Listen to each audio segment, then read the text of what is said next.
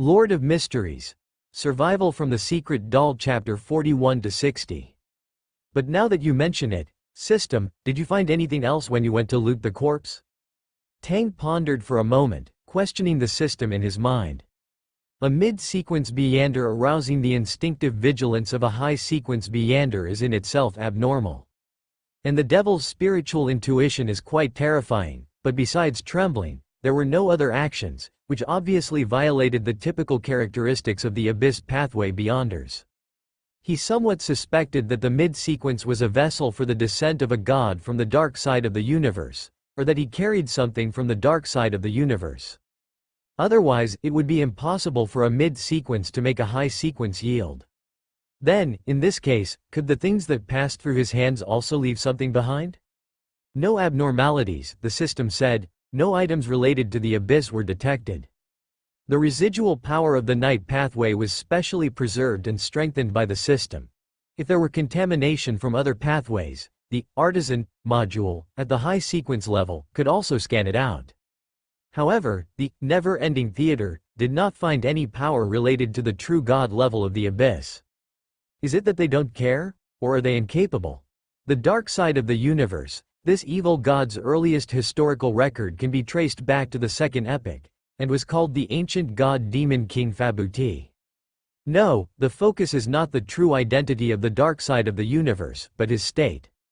What's wrong? Owen asked, seeing Tang deep in thought.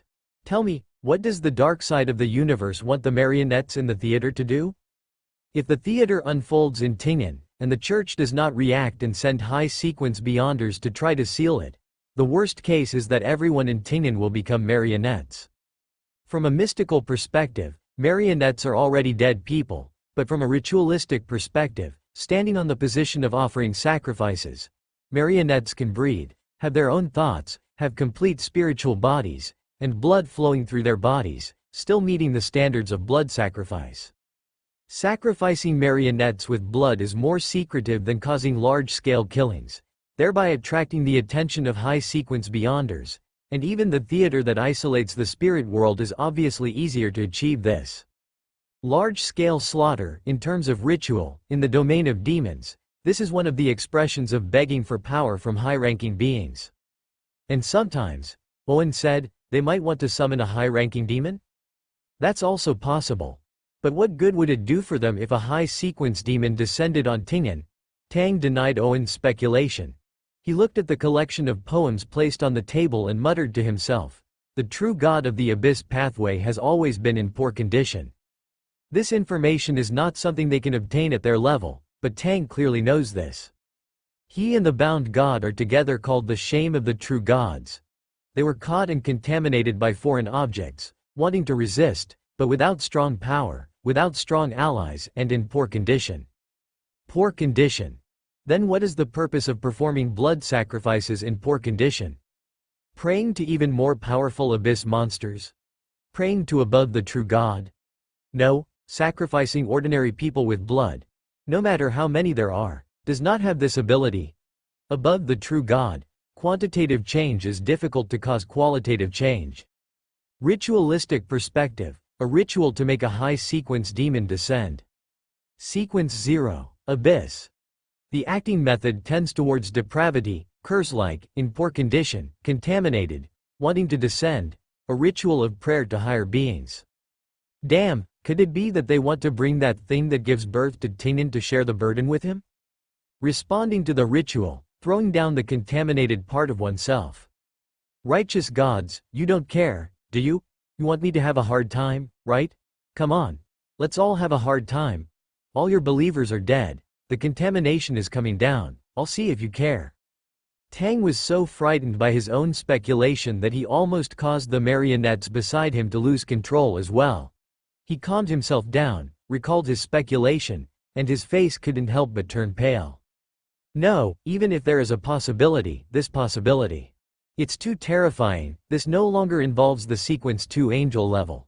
If this possibility really occurs, Tingen will be wiped out. Is the dark side of the universe trying to grasp at straws when sick? Is his condition really so bad that he wants others to suffer with him? Where are you going? Owen frowned, Seeing Tang's face turned pale and then purple. Writing a letter. Tang strode forward, his steps a bit more brisk than usual. He wants to write a report to the righteous God churches. Report that someone is promoting feudal superstition here and engaging in some kind of blood sacrifice. Investigate. Investigate to the death. Let those old guys, those angels, all come out and search all of Loen for the lunatics of the blood worship sect. Tang felt a chill. If something really breaks through the seven gods' seal, the consequences would be extremely terrifying. A body of an evil god? A contaminated body? Just seeing it, just imagining it, just existing there represents absolute madness and indescribable horror. This could lead to the destruction of a country. Tang walked out of the study and took a deep breath. System. Host, I am here. Check and see where that mid-sequence who used the never-ending theater in Tingen went. Requires consumption. Failed, high-level power interference exists. The newest and most complete novels are first published here. Trying again. Failed, high-level power interference exists.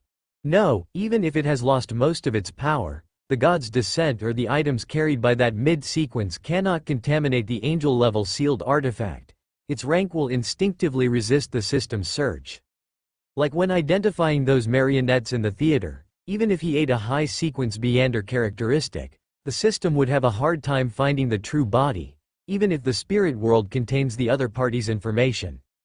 Perhaps, eating a true god, or uniqueness, would be enough. But does that mean he should go one-on-one with the god of craftsmen now? Or go find the hidden sage who doesn't know where he's hiding? It's not impossible, don't mess around. Oh. On the system side, even if he has enough knowledge fragments, there's no way. The interference of high-level power makes it completely impossible to locate the other party, and even knowing whether the other party is in Tingen is a problem.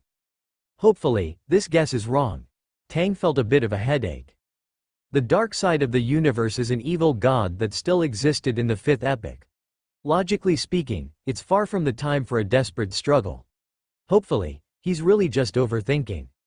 But even so, before informing the church, Tang immediately found his father and told him all his speculations. The knowledge of a high-sequence Beander is far broader than his own guesses there. But after listening to Tang's explanation, both Owen and Baron Ramde fell into rare silence. In fact, this is not entirely impossible. I will investigate this matter, Baron Ramde said in a deep voice. Don't leave here for the time being. The church. I will inform them. Although it's a bit strange, the god of death and the night goddess are absolute enemies, but involving evil gods, involving extreme horror, involving millions of people, Baron Ramde, with his humanity still intact, spoke in a low voice. Leaving his father's study, Tang finally let out a long breath. However, looking at it optimistically, as long as there are no sacrifices or large-scale sacrificial rituals, the dark side of the universe won't be able to penetrate.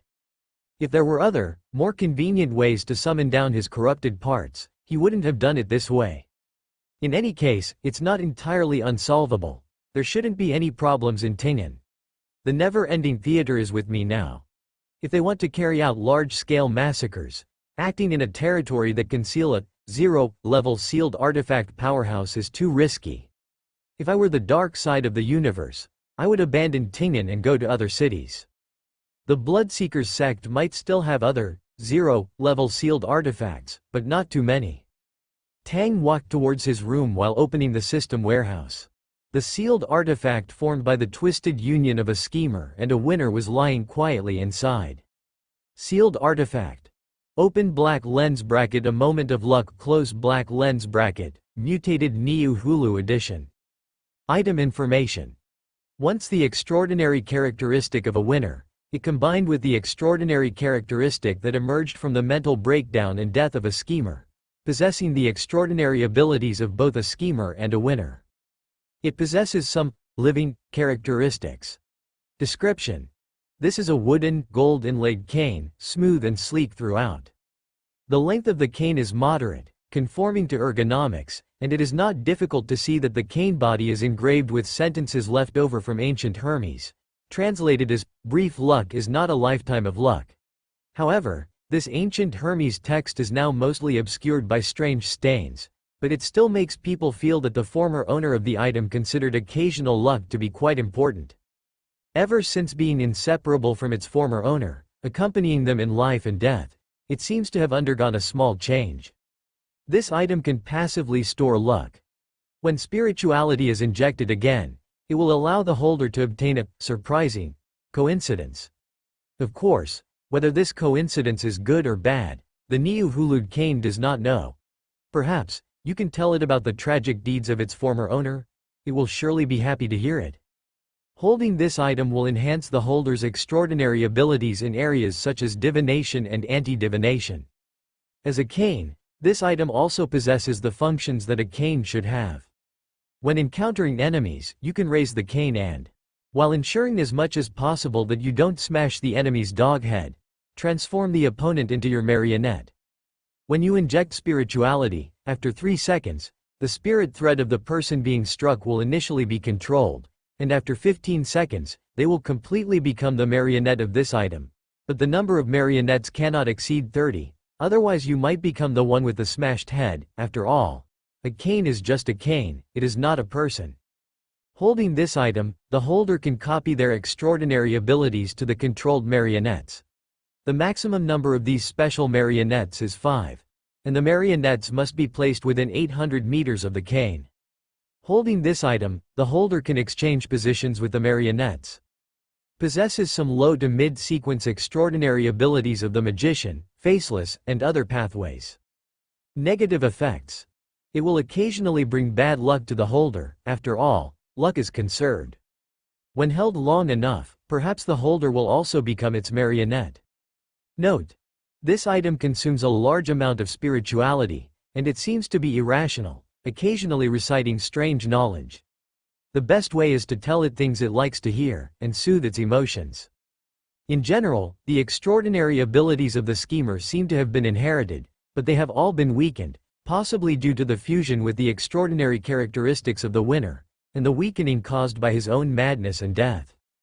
As for things it likes to hear, this sealed artifact, after being contaminated by mad knowledge, seems to be very afraid of some knowledge that should not be seen, should not be heard.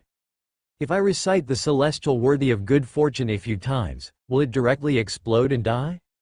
Tang threw this extraordinary item into the artisan module, intending to directly break it down and recombine it, but after thinking about it, Tang asked the system, ah.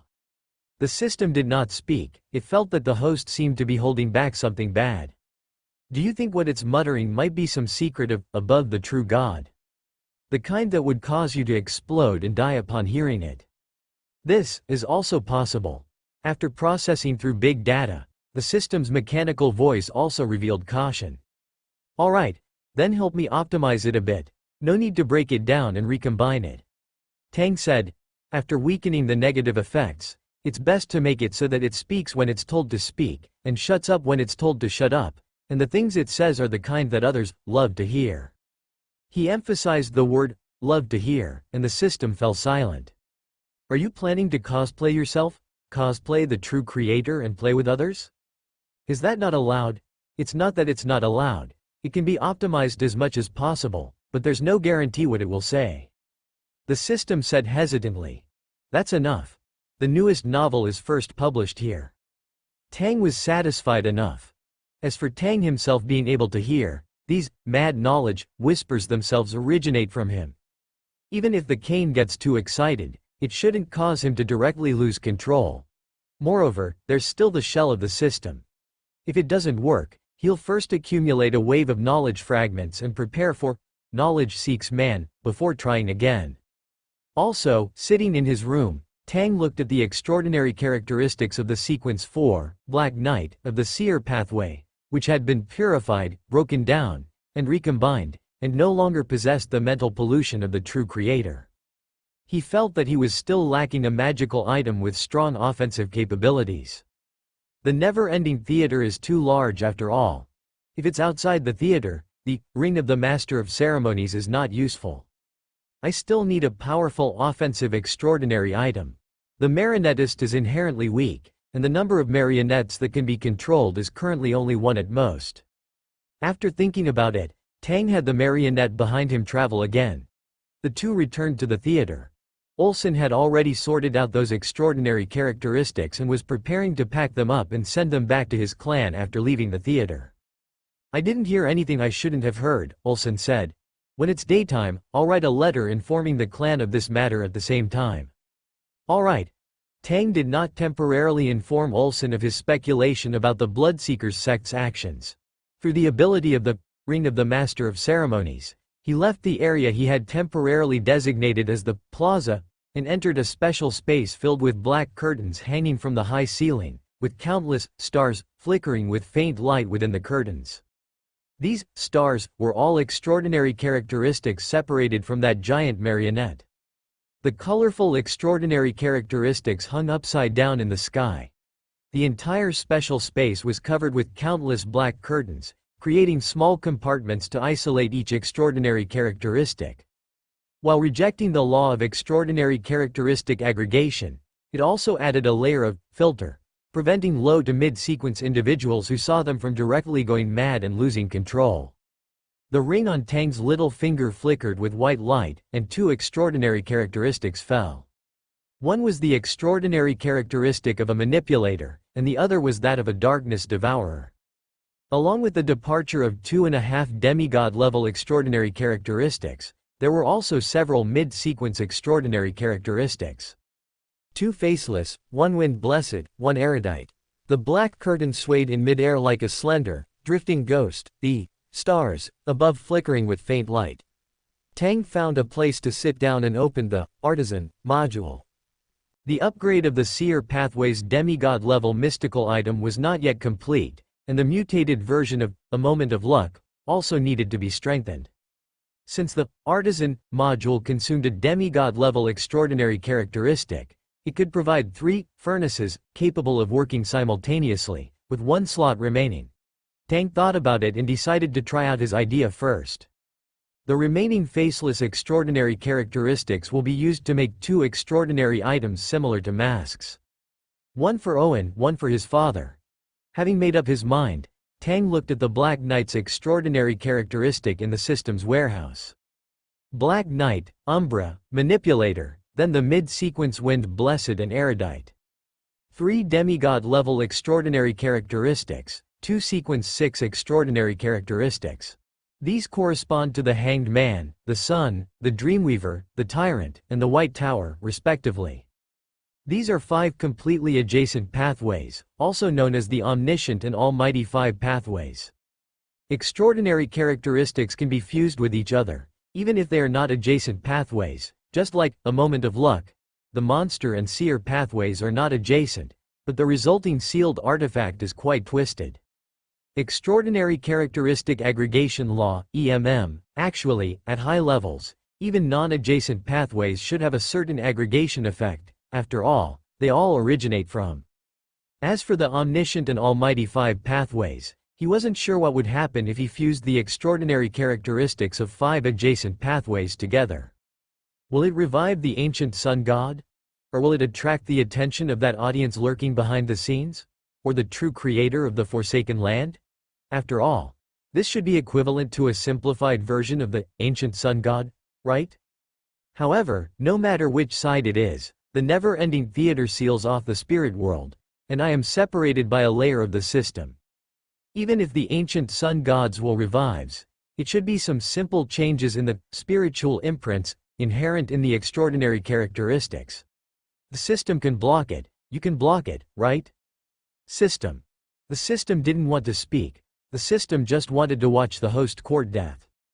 Do you want to fuse the extraordinary characteristics of open black lens bracket Black Knight close black lens bracket, open black lens bracket Umbra close black lens bracket, open black lens bracket Manipulator close black lens bracket, open black lens bracket Wind Blessed close black lens bracket, and open black lens bracket Erudite close black lens bracket?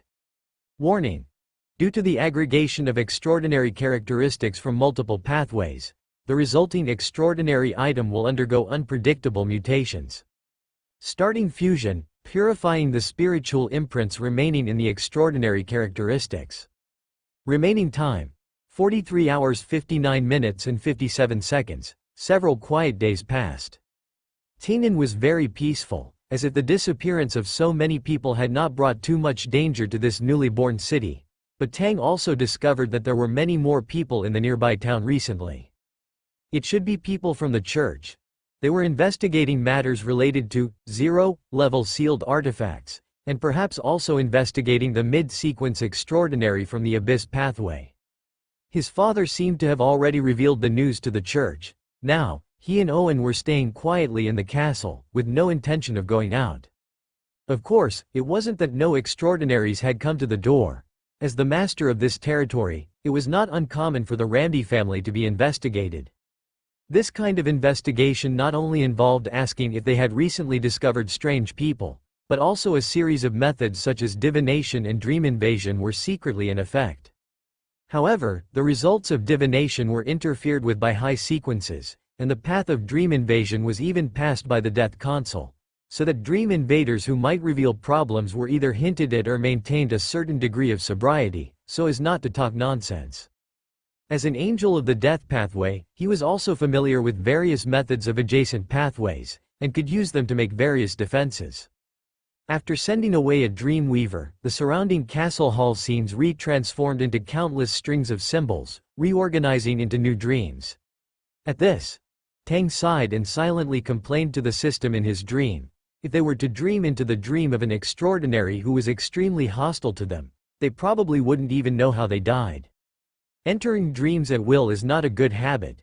If it were his former father, perhaps the moment that Dreamweaver entered the dream, his body would have decayed and withered, dying instantly.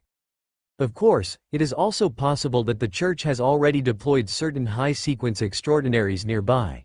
If any accident occurs, the assumption that the Ramde family is highly suspected will be established. The never-ending theater has the power of the night pathway, and now it has been strengthened by the system. Without an angel from the night pathway coming over, it won't be easily found. Tang wasn't too worried about this.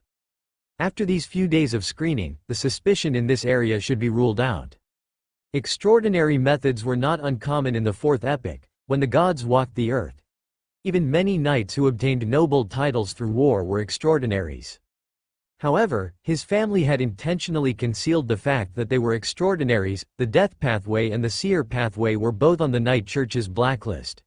Tang didn't want to cause unnecessary trouble, so he simply pretended to be an ordinary person. After the Dream Weaver made a clear visit once, another dream invasion should be able to confirm that they have no problems. Of course, this kind of screening may not be just once, and sealed artifacts may also be involved in the investigation, but they should not be able to use sealed artifacts of too high a level, and his father will interfere in advance. Owen, if you want to participate in the Loen conscription, it's best to make yourself look a little less extraordinary. Although I know you mean well, I'm not an idiot. Owen glanced at his younger brother. I can pretend to be an extraordinary who accidentally obtained extraordinary power later. Such things are not uncommon. For Owen, it's just a matter of drinking more potions. The Sequence 9 potion won't take too long to digest. Who told you to look like the kind of person who wouldn't use his brain? Tang muttered softly in his heart, then looked up at a certain direction. Father has been locking himself in the study for longer and longer.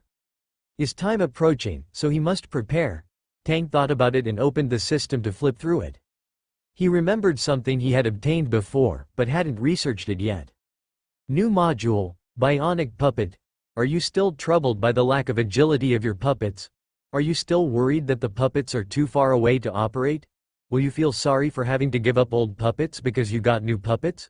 The brand new Bionic Puppet meets all the needs of puppet masters. It's like Wi-Fi and data. After the puppet is equipped with this module, it is equivalent to having its own antenna. As long as the spirit world, which serves as the base station for sending and receiving signals, is not shielded, theoretically he can manipulate the puppet even across half the globe. Input the information, and the system will automatically complete the corresponding content. This can satisfy the Seer Master's acting method. With this, I can quickly digest the Seer Master's potion. The Seer Master's acting rules mainly involve manipulating from behind the scenes and the Seer's persona. The audience's cheers are equally important.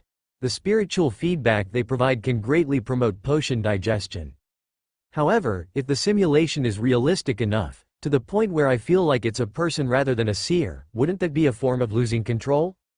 A seer is a lifeless object manipulated by the seer master. Without the seer master, the seer will lose its spirituality. To act to the point of being indistinguishable from reality, to the point where even the seer master momentarily cannot distinguish whether it is a person or a seer. When this incorrect perception affects the seer, regarding it as a complete person, perhaps this seer will completely come to life. If the seer master doesn't acknowledge the seer as their private property, this spiritual illusion will lead a seer master to digest incorrectly, leading to the extreme result of losing control. A seer coming to life, it's like telling a ghost story. Therefore, regardless of the pathway or sequence, digestion and acting require caution and prudence. The underlying rules of the mystical world are truly crazy and chaotic. Tang plans to go to the theater later to pick one that is decent enough to make into his own seer to give to his father. If he can control it remotely, even if his father loses his memory and leaves Tingnan, Tang can still contact him. Relying solely on the bone messenger, it would be difficult for his father to receive a reply if he doesn't remember that part of his life. Moreover, having a death console at the angel level, even one with amnesia, providing spiritual feedback can accelerate my digestion. Angel level, even an angel with amnesia, their grade is still there. Saying goodbye to Owen, Tang boarded a carriage and left the castle. He didn't let the traveler seer take him away on a journey. After all, there might still be extraordinary individuals left behind to monitor him nearby. If he needs to appear in front of the public, it's best not to expose the seer. The previous yellow mud water leaching sugar method has achieved remarkable results. The white sugar produced is far superior to the adulterated sugar on the market in terms of both appearance and quality. Opening up the market and waiting for pounds to flow into the house is just around the corner. Tang's initial pricing for this kind of thing was in the mid to high-end market, but before selling it, he had to build relationships with some of Tingnan's noble masters. After all, this will encroach on their interests. If he doesn't want to assassinate those nobles who will definitely make things difficult, joining forces with some nobles and distributing the benefits is a must. These noble masters are quick to behead people. After all, their power is not small. A baronet is the lowest of all titles. They may not give up readily available benefits for a knight's honorary title, which symbolizes that it cannot be inherited, and descendants can only obtain titles through other means, rather than direct inheritance. More terrifying than the office culture of my previous life, so which ordinary and unremarkable transmigrator thought they could outwit those daughters of noble families with their intelligence when they transmigrated to ancient times?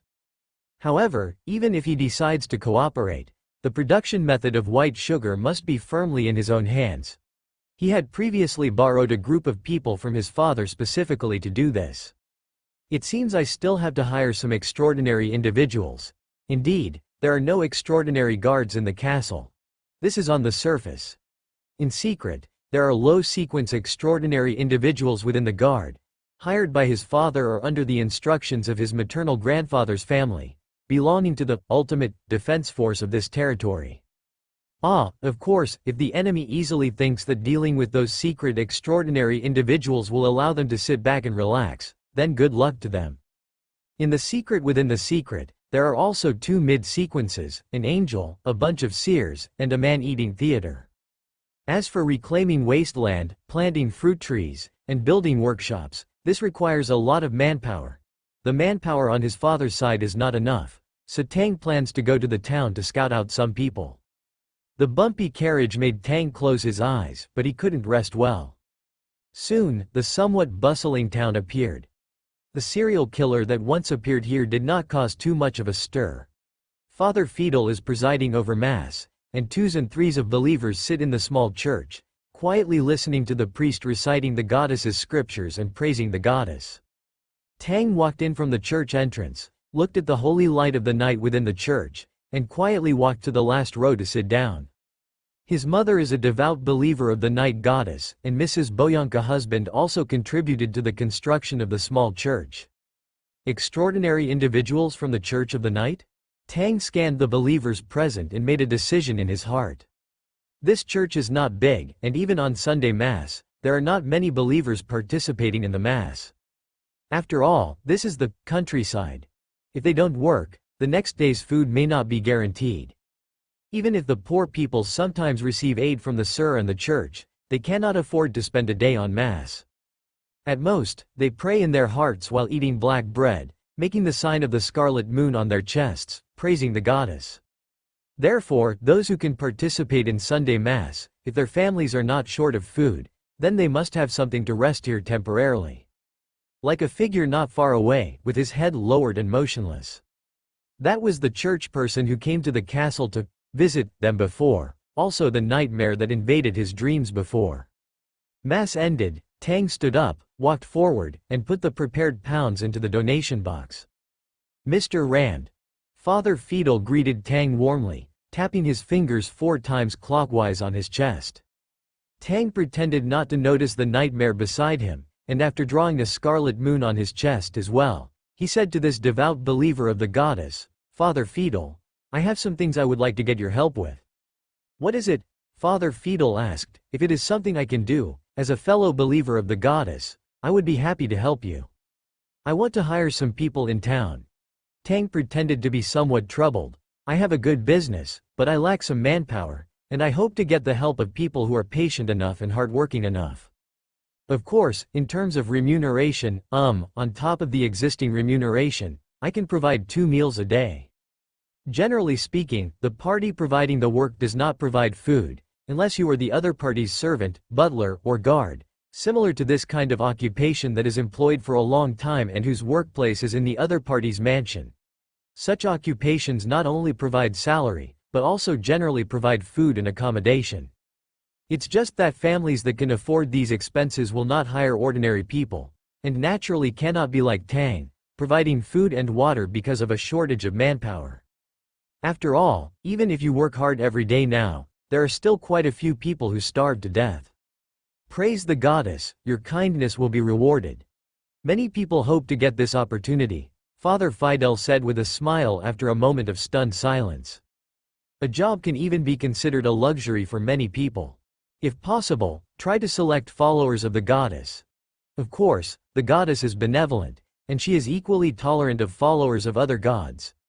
As long as they weren't followers of the god of death, the god of combat, or the true creator. If it were really those people, the goddess might have to let them sleep without waking up. Tang silently added in his heart. Hearing Tang's words, Father Fiedel couldn't help but nod, saying sincerely, "May the goddess bless you. May the goddess bless you." Even after leaving the church, the nightmare hadn't stood up to greet Tang, seemingly unaware of his arrival, remaining asleep in his own dream. Father Fiedel tidied up a bit, not disturbing the clergyman who had been transferred from another church. He had to go find followers of the goddess who met Tang's requirements. As a devout follower of the goddess of the night, Father Fiedel admitted to having some small selfish desires, but these were permitted by the goddess, the essence of humanity. Of course, this wouldn't affect his search for people who believed in other gods who were capable of doing the job, just some subjective inclinations. After leaving the church, Tang had the coachman stop there, while he strolled around this not-so-prosperous place. Last time he came, he happened to encounter the demon he had now made into a secret puppet, which left him with little time to carefully examine this place. Although it has some unique features, with farmland cultivated nearby and bandits long since eliminated, being close to Tingen still has its influence. Everyone has a herd mentality. Tingen is better developed than here, and the idea that bigger places offer more opportunities is deeply rooted in people's minds these days. Apart from the hereditary residents, few big merchants come here to drive economic development. How to promote unique development? Sugar is a good gimmick, but large-scale production is impossible in the short term. Using a never-ending theater isn't using an angel-level sealed artifact to make sugar a bit too demeaning, and the accumulated miracles aren't that many either. He had recently been able to feel his ring of the master on his left pinky finger heating up, the theater reminding the master to take action. Otherwise, it couldn't help but want people to cosplay as Sunny dolls. No rush, no rush. Tang was very Buddha-like, this can't be rushed. If he really wanted to establish a secret organization, just him, Owen, Olsen, or the Beyonders of the Abraham family wouldn't be enough. And if you think about it that way, is he creating a secret organization or is Abraham developing peripheral members? Abraham's people can be part of it, but if most of the organization is them, then it won't be fun. Moreover, Tang already had plans for the system's side quests, for the secret organization, and for his own rituals. This matter can't be rushed anyway. Next, I still have to move these eyesore Beyonders out of sight first.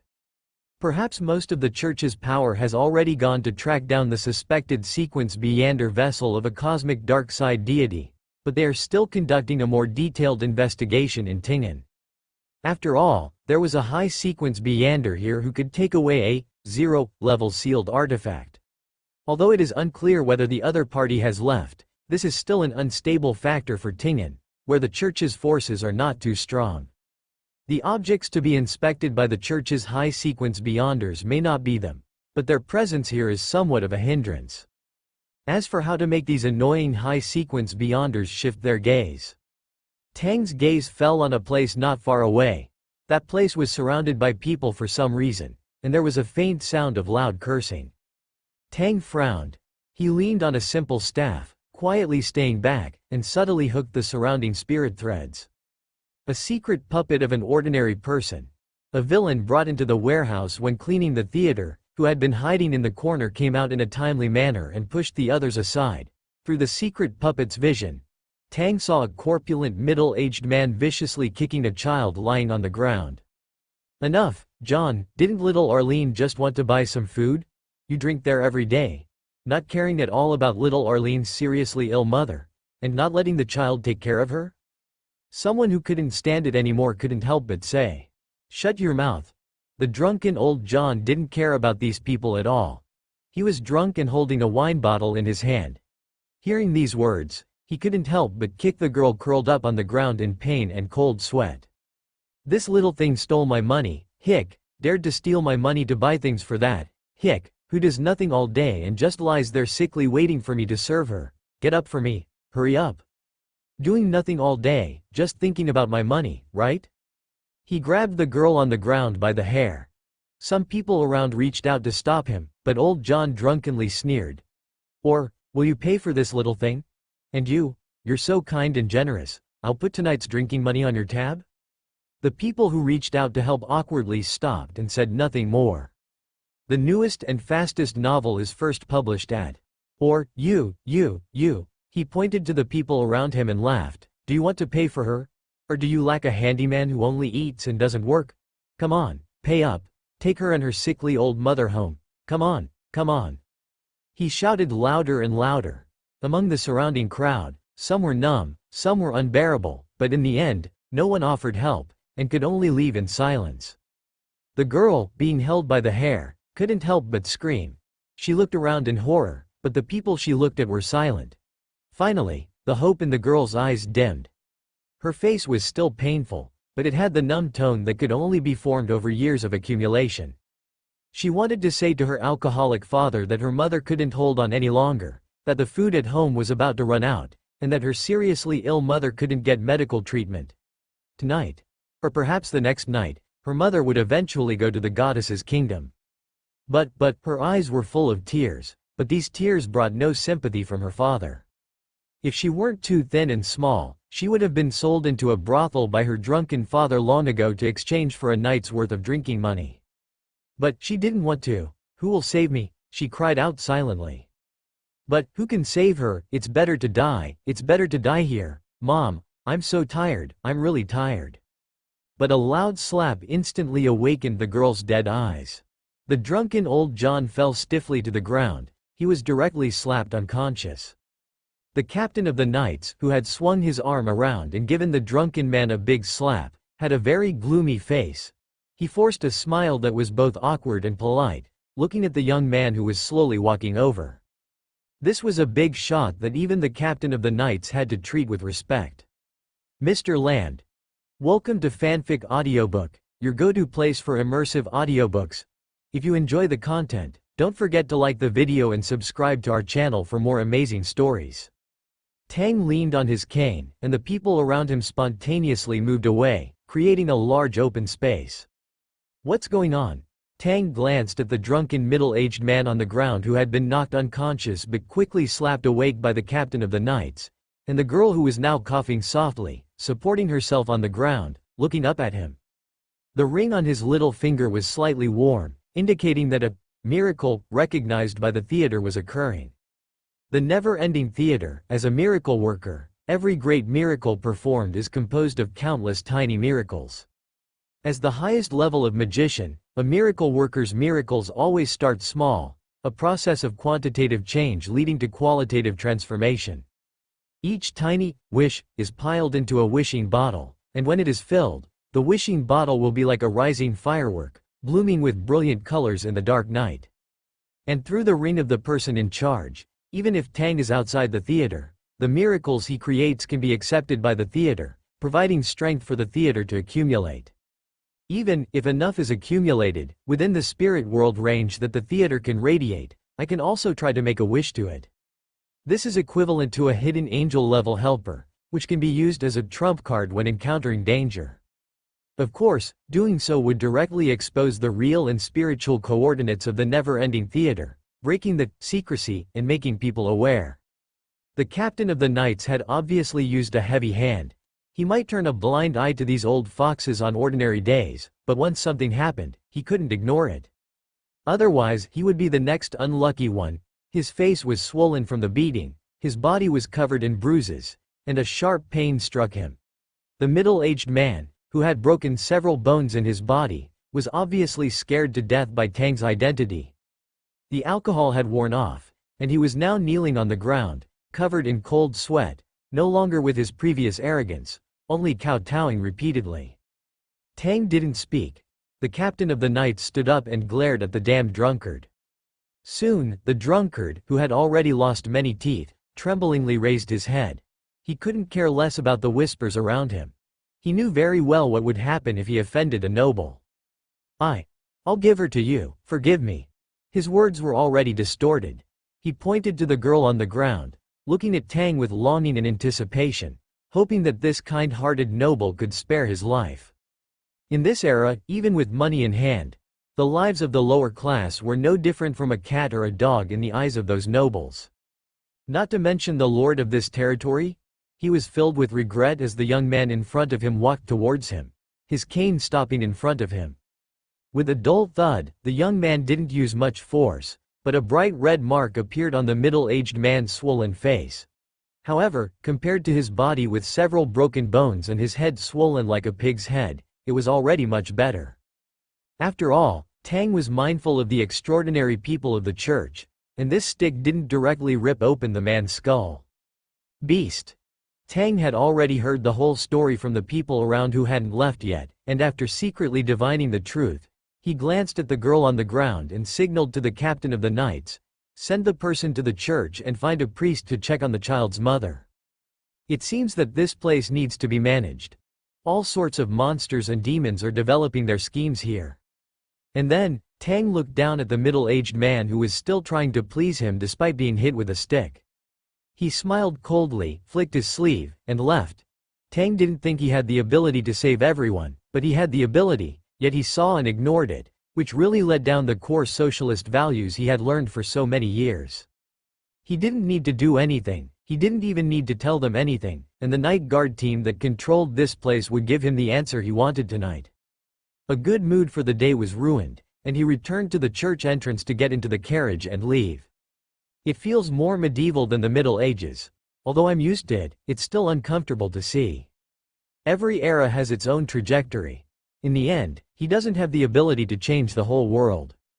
Warning. Multiple extraordinary characteristics from different paths are merging, unknown mutation is occurring.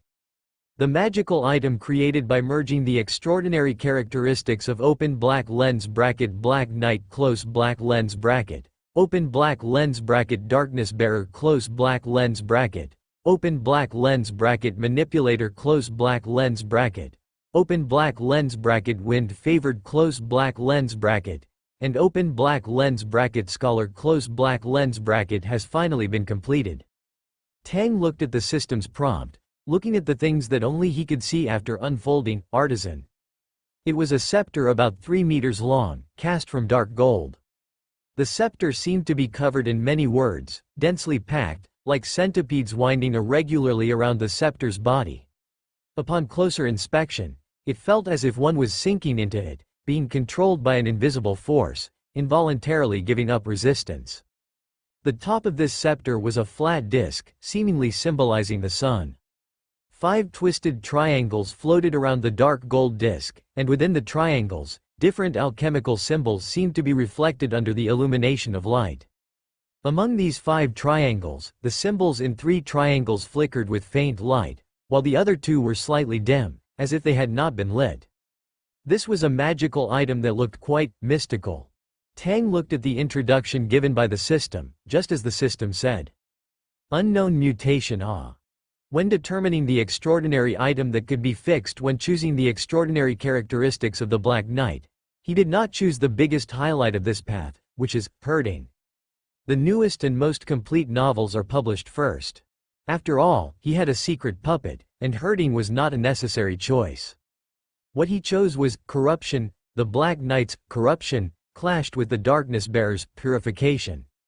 Then, it became such an extraordinary ability. It created a black sun. When the holder injects spirituality, they can create a kind of black sunlight. Erodes light, eliminates sound, pollutes spirituality, and reflects the negative and distorted faces of things illuminated by the sunlight. Black sunlight, the sun has fallen. Tang thoughtfully flipped through the manual given by the system, wanting to see what its negative effects were, but saw that the manual wrote, "Negative effect. Will attract the sun to float. There are no other negative effects, such as eating 1 person a day." But, the sun to float? What is this thing? Please host, understand it yourself. The system said dryly, as if it was also frightened, and the electronic sound had a bit of static. Could it be the resurrection of the ancient sun god? Is there any danger? The first time you take it out, no. Oh, that is, the second time you take it out, there is. Tang glanced at the scepter in Artisan, and then decisively closed it. It's so dangerous, let's stay in the warehouse for a while. Tang had already thought about how to attract the attention of those high-level church members. He took out another ring of the master, given by the system. The system gave a total of 3 rings. If he wanted to continue to increase the number, he would need to consume knowledge fragments to replicate them. Moreover, the ring of the master was also produced based on the artisan. As the host of the system's artisan, Tang could remotely destroy or block its effectiveness even if it was lost. He planned to give one of them to his father. A high-sequence Beander, a contingency left by death, plus the Evernight Theater is very likely in his hands.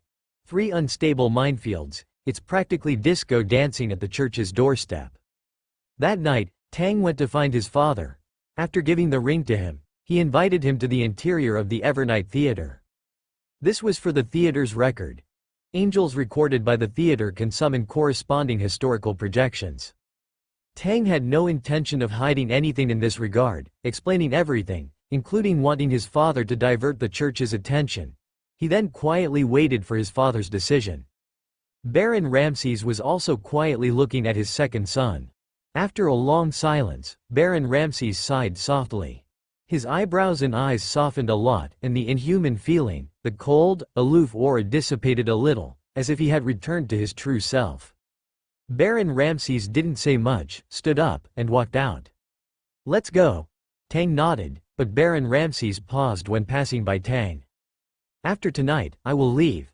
Tang was stunned, and then immediately realized what he was talking about. "Father, is he going to enter the next reincarnation?" So sudden. Although he knew this day would eventually come, Tang still felt a little uncomfortable, and also a sense of finality, like the sword of Damocles hanging over his head, finally falling at this moment. There was still a heavy feeling. Tang sighed inwardly, but remained calm on the surface. "I understand, father. No farewell, no other send-off ceremony. Owen and Mrs. Boyana don't even know about this." Tang silently entered the spirit world with his father, entering the Evernight Theater. Soon, the 2 of them came out again. Tang waved his hand, and a figure walked out of the gradually closing black iron gate. It was an old man dressed as a butler, with a calm and aged face, possessing a sense of historical accumulation and vicissitudes. He first bowed to Tang, and then his figure gradually began to transform towards the direction of the undead. Bionic puppet made, remaining number of productions, 0 times. Soon, the old man's figure disappeared, and the shadow fell into the gold coin in Tang's hand. This was a vengeful spirit. Vengeful spirits are one of the favorite puppets of puppet masters. After all, they are easy to carry, and can quite cooperate with the various extraordinary abilities of the puppet master. He handed the gold coin carrying the vengeful spirit to his father. Baron Ramde took the gold coin and put it in his coat pocket. In the second drawer from the top, I put some gifts. You can go and take a look when you get back. Tang was silent. Baron Ramde reached out and rubbed the young man's hair in front of him. Don't worry about me. You have to take care of yourself too. He was about to die, and this was perhaps the last time in this life that his humanity could be preserved. No need to tell Mother and Owen, Tang couldn't help but ask. Baron Ramde's expression froze, and he shook his head very slowly, but also very firmly. No need. He didn't have much worry about his children. The lives of high-sequence Beyonders would be extended. Unless something unexpected happened, Owen and Tang would both reach high sequences. The only thing he couldn't let go of was his wife, but it was meaningless. It would only leave unpleasant things behind. At the moment of parting, Tang took out something he had prepared long ago from his pocket, a mystical item made by the Faceless. Ramde, Azik Eggers also took it, and then stepped into the spirit world, leaving behind a somewhat lonely figure. A contingency left by death. Tang stood there for a long time. He is a qualified father, but Mother and Owen will be sad, right? Tang's family in his previous life had always been very harmonious, without any major ups and downs. On the contrary, for his parents, the loss of a son in their later years was even more difficult to accept. Families who have experienced love are sensitive to love. Who loves him, who doesn't love him, he can clearly feel it. He also really regarded this Governor of Death as his second father, Mrs. Boyana as his second mother, and Owen as his elder brother. After a long time, Tang slowly exhaled. He took out a cane, and the black iron gate behind him was opened again. A man dressed very similarly to Baron Ramde walked out of the door. His face began to change, countless flesh sprouts grew out of his face, and his height and body shape were undergoing strange changes. I have to digest the potion as soon as possible. Although the vengeful spirit was equipped with the bionic puppet module, the vengeful spirit puppet still occupied one of Tang's puppet slots. When the potion has not been digested to a certain extent, he can only control one puppet, and now he needs to rely on the optimized sealed artifact, Moment of Luck, to operate the puppet. However, what needs to be operated is only a Sequence 6 Faceless, which is easy for Tang, who is already a puppet master. He took out the Traveler puppet, and after controlling it with the cane, Tang took Baron Ramde back to the castle. The room became quiet again, exactly the same as before. Baron Ramde sat behind the desk, the flickering candlelight making his face appear somewhat strange. Baron Ramde reached out and easily opened a drawer. He took out the things inside, a feather, a rose, and a book. Tang took the 3 items and put them into the system warehouse. Then, the surrounding secrecy was broken. He walked out the door. Owen, who seemed to have been waiting for a while outside the door, opened his eyes. Father, before Tang could finish speaking, Owen glanced into the room and then said calmly, he's gone. Tang was choked for a moment, didn't say anything, and his expression was a little weird. What's with that expression of yours? Owen's hand was itchy, and he reached out to touch Tang's hair, but Tang nimbly dodged it, and incidentally knocked him with the cane, causing him to grit his teeth in pain. I said, can you not be so aggressive? He looked at his younger brother with a toothache. Who did this personality of hitting with a stick at every turn come from? Tang used his cane to block the opponent's eager hand to touch his head. I think you should just be my puppet. Kill it to cheer everyone up. Under Owen's extremely complicated gaze, Tang threw him the feather left by his father and turned to leave. Soon, the extraordinary individuals from other regions who had stayed in Tingnan departed one after another. Tang could sense the approximate location of his marionette. The spiritual connection extended infinitely in the spirit world, connecting him through the void in reality. Father has arrived in Backland and has begun to attract attention. If a high-sequence extraordinary being were to divine, and Father deliberately left himself open to interference, the divination results regarding the never-ending theater would likely fall on him. Through the Wraith marionette, Tang had a general understanding of the situation around his father. The bionic marionette module, in theory, allowed him to control marionettes equipped with this module as long as they weren't in a place completely isolated from the spirit world. Even if he didn't issue commands and simply maintained the marionette state, the marionette could act autonomously and make choices. As long as he didn't act like he was out of control and recognized the marionette as a real person, even without any performance, the marionettist potion would soon be digested. Once I have enough of these modules, no, as long as I have enough marionettes, I can imitate Amon. Openly, he'd have one marionette, but secretly, they'd all be his marionettes. Stabbing one marionette would be like stabbing a nest of marionettes. To be safe, after digestion is complete, he should use Faceless to create a marionette that looks like himself. After advancing to sequence 4, if he needed to act, he could fill every place with his marionettes, and then, at the same time, have them all wear a monocle and directly initiate a wave of Amon impersonation. He estimated that the digestion of the trickster potion would take off directly. Hee. Host, you're so cunning. Only fools put all their cards on the table, Tang sighed. At least, I haven't gone so insane as to turn everyone around me into marionettes. Aren't you afraid Amon will come knocking? The system muttered. I'm only a mid-sequence, and I don't have the gray fog. Amon shouldn't look down on me. Tang was straightforward. The seer pathway still has an old grandpa attracting attention. Amon hasn't obtained all the sequence 1 potions. He doesn't have the time to look for a shrimp like me who isn't even a demigod. As for actually encountering him, he'd deal with it then. As long as it wasn't his main body, using the never-ending theater and the system, it would be easy to escape. As for his main body, he'd accumulate knowledge fragments. If it was really the main body of Amon, he'd give him a big one. Even if he couldn't fight back, he'd use knowledge devours and the never-ending theater to escape immediately. Thinking of this, Tang looked around.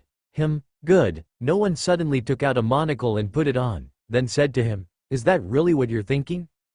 Tisk tisk, just thinking about that scene made the hairs on the back of his neck stand up.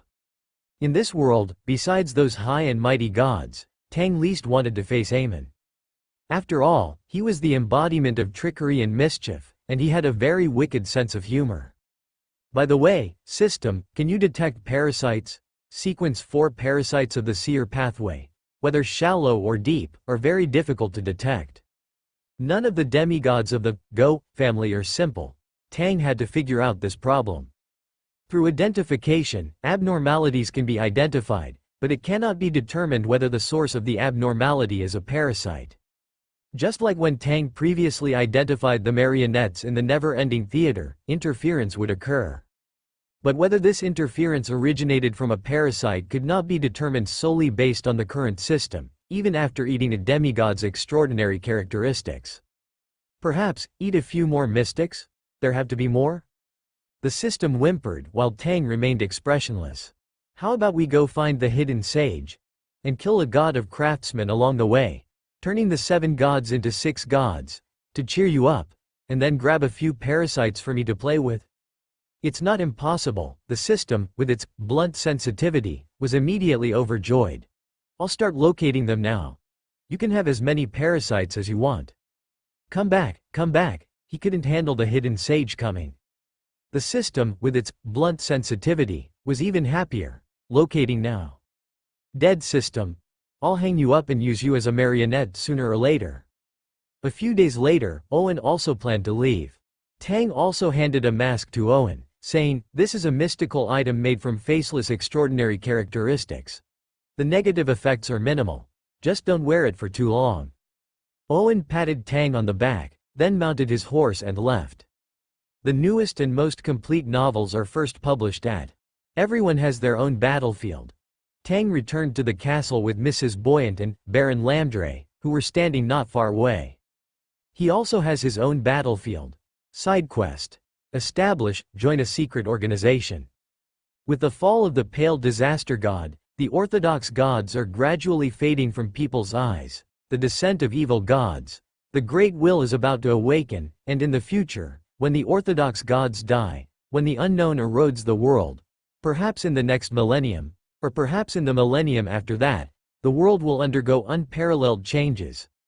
Therefore, perhaps you, as an outsider, should make some preparations early.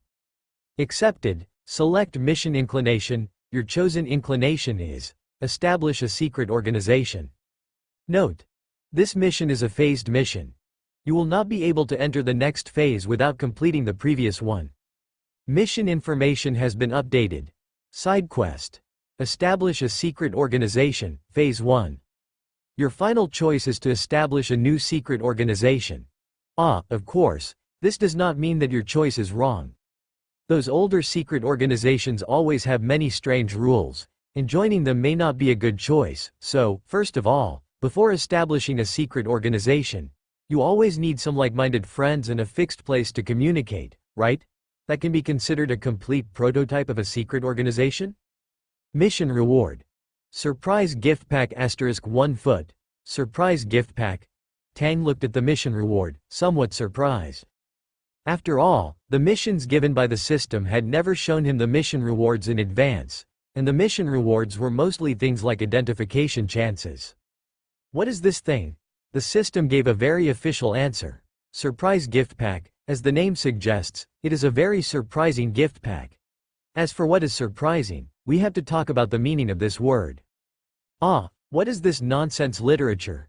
Tang slapped away the system, which had started spouting large paragraphs of nonsense in his mind. Olsen has been gone for a while, he should be back soon. Father had attracted a lot of attention. As long as he didn't cause any major disturbances, the church's gaze shouldn't linger in Tingnan for too long. At most, it would be a routine garrison. Then, his recruitment plan should also be able to begin. The never-ending theater. Countless colossal architectural phantoms floated in midair, with 4 enormous celestial bodies dominating the sky above. A radiant sun and a somber sun occupied the east and west, respectively. A crimson round moon hovered in the south, while a pristine white moon stood tall in the north. Such an extraordinary sight would send shivers down anyone's spine. The moons and suns, magnified countless times, evoked an unparalleled sense of eeriness and dread, akin to the primal fear that grips astronauts gazing upon Earth from the lunar surface. This seemed to be an infinitely vast space, where architectural specters drifted in the boundless air, seemingly on the verge of being engulfed by the starlit darkness that surrounded them. The 4 colossal celestial bodies incessantly radiated light and heat, illuminating countless figures moving within the architectural shadows. These figures were listless, mechanical, like puppets, their faces devoid of any expression, as if they had long lost the emotions inherent to humanity, leaving only emptiness and bewilderment and disbelief. Within the grandest clock tower among the architectural phantoms, the rustling of writing filled the air, accompanied by Tang's gesticulating voice. The room he had conjured for himself blended elements from his memories with the layout of his study. A cashmere gray carpet covered the floor. A massive floor-to-ceiling window offered a view of the crimson moon in the distance. Bookshelves lined the walls, and an incongruous array of brightly lit desk lamps sat atop the wide desk, their modern style clashing with the medieval ambiance, creating an odd and peculiar scene. Tang was not alone here. A lady clad in clerical robes stood beside the desk, mechanically holding a small seal, which she used to stamp the lower right corner of the mountainous pile of parchment before her. Similarly, a young man with an intis appearance was also acting mechanically, as if drained of his vitality by work, like an office worker who had endured a year of 996 work schedule, constantly writing and drawing on the parchment. Their movements were not slow, but at this moment, they resembled corporate slaves who had been roused from sleep in the middle of the night by a resentful boss to work overtime, exuding an aura of wanting to die and not wanting to live. If they were mystical puppets with their own thoughts, they would undoubtedly backstab their master without hesitation. Corporate slaves, Mystical puppets are people too. Black-hearted boss Tang leaned back in his plush armchair, currently holding the admission notices they had stamped, savoring a sip of lukewarm water from 1982, and then picking up a pastry from the table to taste. He looked at the admission notices he had written, extremely satisfied. If I could add owls delivering letters, a professor who can turn into a cat, a white-bearded old man, and a boy named Harry Potter, it would be even more immersive. Putting down the admission notice, Tang stood up from the wide high-backed chair. The ring on his little finger was heating up frantically. The theater's core seemed to be on the verge of losing control and going berserk. Who knows what this person, what he has been doing these past few days? He's made a complete mess of this place. The theater's core, filled with resentment, had already begun planning its dark assassination. Tang raised his head and looked towards the door. The tall man looked at him, the fire in his eyes almost bursting out. Yo! Tang even waved at him politely, come in. This was one of the only 2 demigod-level mystical puppets within the theater. Sequence 3 of the Red Priest pathway, a bishop of war. But clearly, this mystical puppet was here now, not for a task he had assigned. Violating the work assigned by the person in charge, there was only one possibility. The Bishop of War walked into the room, very impolitely, and sat down across from Tang with a sweeping motion. Tang also sat down. What are you doing? The Bishop of War's loud voice shook the mystical puppets around him who were still printing admission notices, causing them to tremble involuntarily.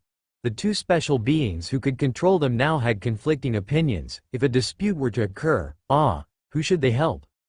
Forget it, let's just backstab the black-hearted boss. Resentment plus 10,086. It seems that your activity is really strong. Tang did not directly answer the other party's question, but instead scanned the Bishop of War before him, judging the state of this sealed artifact. After being optimized by the system, he had also gone to see the core of this sealed artifact a few times, but each time the activity it displayed was not as strong as this time, as if it was deliberately avoiding him. Much stronger than most sealed artifacts I know of.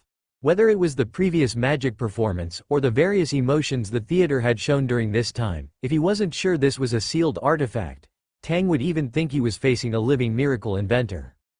Able to communicate normally, instead of a quill that frantically wanted to write the user to death, a rule book that wrote about rule-based anomalies at every turn, gloves and canes that wanted to sing and dance, and so on. A normal state. I really want to kill you. The Bishop of War slowly opened his mouth. Sealed artifacts, especially those with strong, living characteristics, constantly wanted to escape their sealed state, kill the holder, and break free from their predicament. This was the instinctive reaction of living things. The newest and most up-to-date novels are first released at I know. Tang nodded. If possible, I would also shatter you when I advance to Miracle Inventor. That way, his Sequence 2 potion would be settled. The 2 of them were originally in a confrontational relationship. If it weren't for a higher level of rules intervening, even if the never-ending theater was sealed, one would have to take layers of precautions and seals to ensure their own safety in order to use it. Otherwise the theater would turn them into mystical puppets as well. Instead of being able to mobilize the resources within the theater like this, and even talk to this living, sealed artifact core on an equal footing. Only with the interference of a strong third-party force could such a peculiar result occur. System, can you give me a heads up before you speak? He was almost scared to death, thinking this mystical puppet was going to stab him. Sorry, host. The Bishop of War did not show any abnormality to Tang's answer. He could think normally, so he could clearly know that extraordinary characteristics were immortal, and he himself was the simplest shortcut to obtaining the Miracle Inventor potion. And now, with the intervention of rules, he had no way to kill the weak extraordinary before him. So, before that, what are you doing here? The question of potion ownership didn't need to be discussed at all. When the time came, even if it faced that parasite within the extraordinary before him, it would resist madly. However, those should all be problems for much later. The current problem was. Isn't it obvious? Tang asked with some confusion. I thought you could see it. He said, I want to open a school. Not only recruiting ordinary people, but also recruiting extraordinary, providing systematic learning. The Bishop of War had a "are you kidding me" expression on his face. What kind of good person would be so foolish as to run here to go to school, to be hung up and played as a mystical puppet? Don't you find it very interesting, in this chaotic era? Tang picked up the teacup from the table, his eyelids slightly lowered. Miracles are different for everyone. A miracle worker performing miracles, collecting miracles, seeing the big picture from the small, is a sequence with a very high upper limit. Slaves yearn for freedom, so their attainment of freedom is a miracle. A person with an incurable disease obtaining a spiritual medicine that can save their life is a miracle. In an era of knowledge scarcity, chaos, and turmoil, a stable and peaceful place emerges, capable of teaching them all sorts of unimaginable powers. How could this not be considered a miracle? Revealing the extraordinary to ordinary people who don't understand the extraordinary is also a kind of miracle. Look, I haven't violated the rules. He spread out his hands. Reasonable application: as long as the rules are not violated, then the theater core has no reason to stop him. After all, he is the user of this sealed artifact. The war bishop was silent for 2 seconds, then the inexplicable look in his eyes rapidly dissipated. The theater core withdrew its gaze from this side.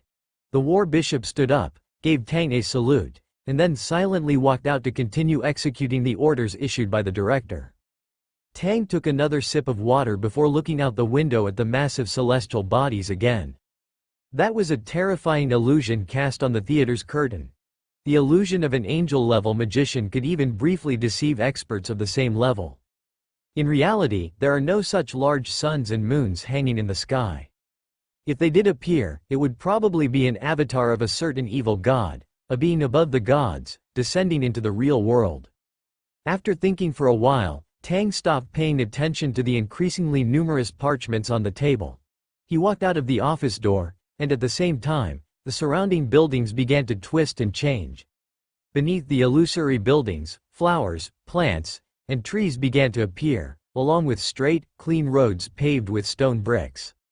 A massive architectural complex, generally in a gray-black style, was being rapidly constructed, with all sorts of whimsical creations rising from the ground. Teaching buildings, cafeterias, libraries, dormitories, sanatoriums, research labs, they seemed to be conjured out of thin air by a large hand, gradually evolving from the ethereal into a real existence.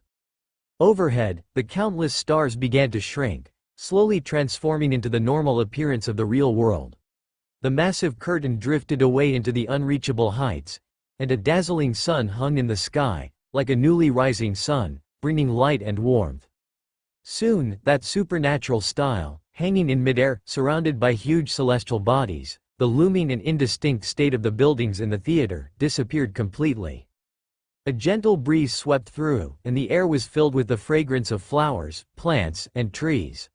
The sunlight was warm, and the buildings were neatly arranged and staggered across the wilderness. In an instant, Tang seemed to return to the campus in his memories. This is good. Looking around, Tang felt quite satisfied. This was based on the construction blueprints of his former university, plus the system's optimized planning. With the existence of extraordinary factors, future modifications wouldn't require demolition and could be rebuilt immediately. Extraordinary abilities, if used in people's livelihoods, are simply cheating.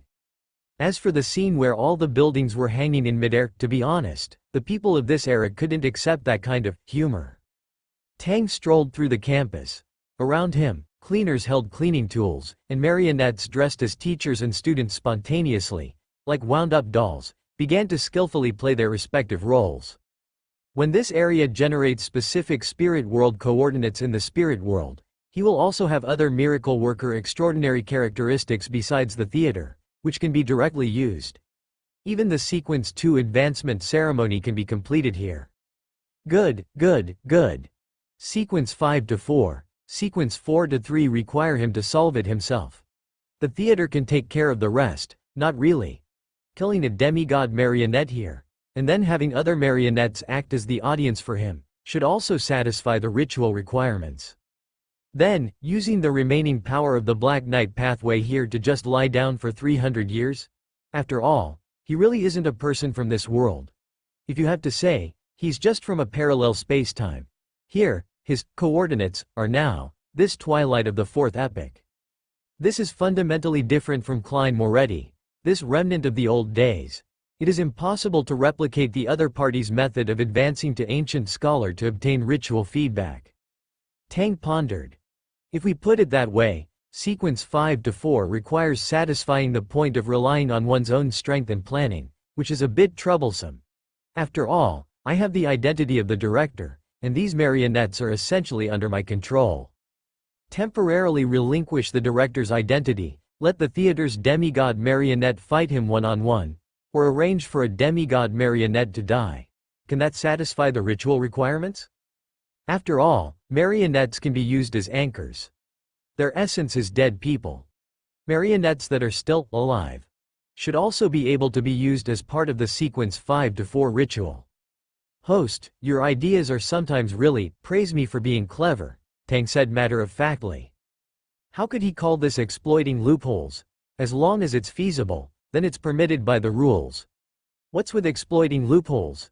It sounds so unpleasant. Of course, this is an unreplicable advancement process. After all, not many people can take out a sequence 2 sealed artifact during the middle sequence that can be directly used as part of the ritual. You're clever, the system muted itself. Tang looked at the system interface again. Task status updated. Task.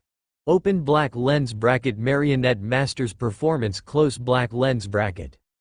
Having advanced to marionette master, you have summarized certain performance rules. Please follow the performance rules and gradually improve the performance content to increase the degree of potion digestion. Task completion. 22%. Rapid progress. It should be related to the Wraith marionette in his father's hands, as well as this theater. After all, the theater that never ends is now equivalent to his marionette. However, this marionette has its own ideas, and there aren't many audience members, so there isn't much spiritual feedback, which cannot quickly promote potion digestion. It's okay, when people move in, when there are more residents, the digestion speed will increase. Standing on a wide playground, Tang opened the Craftsman module. He had never carefully studied this applied for item before, but now he had to test it out. He wanted to see what the negative effects of this sun scepter were. Taking out the 3-meter-long sun scepter from the Craftsman module, Tang, for safety, also took out the iron chains that had been enhanced and belonged to the demigod level. If there were any accidents, he would use reality enhancement. However, the system said that there would be no danger the first time I took it out. Tang waved the 3-meter-high sun scepter. This scepter was made entirely of gold. The system would automatically supplement the corresponding materials for production based on the different extraordinary characteristics. And its extraordinary ability was black sunlight. That is, the main component belonged to the sun domain. Using gold wasn't a problem, it was just a bit too heavy. From gold, the solid sun scepter, when swung, could genuinely crack a person's skull open. Tang casually scraped it against the ground, and without using any spirituality, a deep mark immediately appeared on the gray-black stone floor tiles. There was no sense of delay or obstruction. Without the enhancement of spirituality, its physical attributes alone are maxed out. Moreover, simply taking it out from the Craftsman doesn't cause the sun to rise. So, the negative effect should only appear when injecting spirituality and using the black sunlight. Sun rising, this sun should just be a metaphor, eternal blaze, unlikely. A miraculous item formed by the fusion of the 5 omniscient and omnipotent pathways cannot be solely attributed to the sun pathway. Therefore, the partial will of the ancient sun god is the most likely possibility. Of course, it's also possible that it's the one who revived within the ancient sun god, the one equivalent to the Lord of the Mysteries. Being in a position closest to a true god, his influence on his corresponding pathways is terrifying. So, which one is it? Tang slowly injected his own spirituality into it. Since the system says there won't be any problems, the system itself should be able to negate the influence of the partially revived will within the miraculous item on him once. Then let him see what this sun rising actually is. As spirituality poured in, the distorted triangle suspended above the sun scepter, along with the symbol representing the sun, lit up with a black light. Black, an inherent impurity, depravity, and distortion arose from within, stripping away the most unbearable aspects of the heart. From self-destruction, fear, madness, and other negative emotions, terrifying monsters would be born. This feedback of madness and spiritual premonition made the holder tremble with fear. Centered on the scepter, black light emanated from the sun symbol. It was a light completely different from the dazzling, warm sunlight. The reason people can see colorful things in a lit environment is because sunlight shines on objects, and some of the light is reflected by the object's surface and enters the eyes, thus bringing various colors that human eyes can recognize. Black absorbs light infinitely and never reflects it. Black sunlight, it deprives vision. No, it's not just that. As the user, Tang looked at the sky, which still retained a slight hint of color in his perspective. The sun in the sky, which should have been just an illusion, turned black. It's a solar eclipse. When the sun scepter is used, the sun closes its eyes. The sun became black, ice cold, as if it were just a huge sphere floating in the air, nothing more. The surrounding light disappeared, as if the existence of light itself had been stripped away. The only remaining light source was the sun scepter in Tang's hand. It replaced the sun emitting light. Without exception, all things shrouded in this sunlight could not specifically display their own colors. All the items seemed to be illuminated by an even more intense darkness, not only without warmth but also making people shudder, ice cold. The thick, cold tone could arouse people's instinctive fear response, making them want to escape from here. It's the extraordinary ability of the audience. Depravity, sunlight, and the heart, the abilities of the three demigod-level extraordinary characteristics, were all displayed at this moment. The ring of the chief manager on Tang's left pinky was slightly hot at this moment. Using the perspective of the marionettes within the theater, he saw that a range of nearly 100 meters centered on himself was shrouded in a thick blackness. That wasn't pure darkness, it was the black sunlight that swallowed everything. If it weren't for the suppression of the theater's core, and this place being isolated separately, the entire theater would have been affected at the speed of light. The never-ending theater might not fear a miraculous item that was merely a sequence 4 amalgamation, but those marionettes wouldn't necessarily be okay. Some marionettes obeyed orders and stepped forward, entering this black sunlight that resembled a domain. Then, something appeared behind the marionettes. That was shadows? In Tang's perspective, shadows appeared behind the marionettes, as if they were being illuminated by normal sunlight. And now, the shadows came alive. Before Tang realized this, the marionettes fell down. The theater core actively abandoned the spiritual threads of these marionettes, and the shadows, from the moment they appeared, didn't fall down along with the marionettes. They quickly possessed the marionettes, and at the same time, some denser black substances appeared on the marionettes. It was like oil. Warning, the sun is about to rise? At this time, Tang heard terror in the system's voice. Something was gurgling and surging outward along the sun scepter. At this time, the sun scepter was like a straw inserted into a drink, with something being sucked out along the straw. The newest novels are first published on sun, it, he and asterisk in asterisk. The distorted noise exploded in his ears, instantly crashing Tang's brain. He subconsciously squeezed the sun scepter, but the tactile sensation was very strange. Tang, subconsciously, looked over. His spiritual intuition didn't even react to how dangerous it was to do so. He saw that there was a lot of oil on his hands, warning an *% and pollution % antivirus. The system's voice was twisted and intermittent. Then, Tang's spirit was thrown out of his body. The entire theater was trembling. The black curtain surrounding the entire theater, at some point, had a corner quietly corroded by oil. The theater core was beating frantically. The marionettes abandoned the commands they were performing.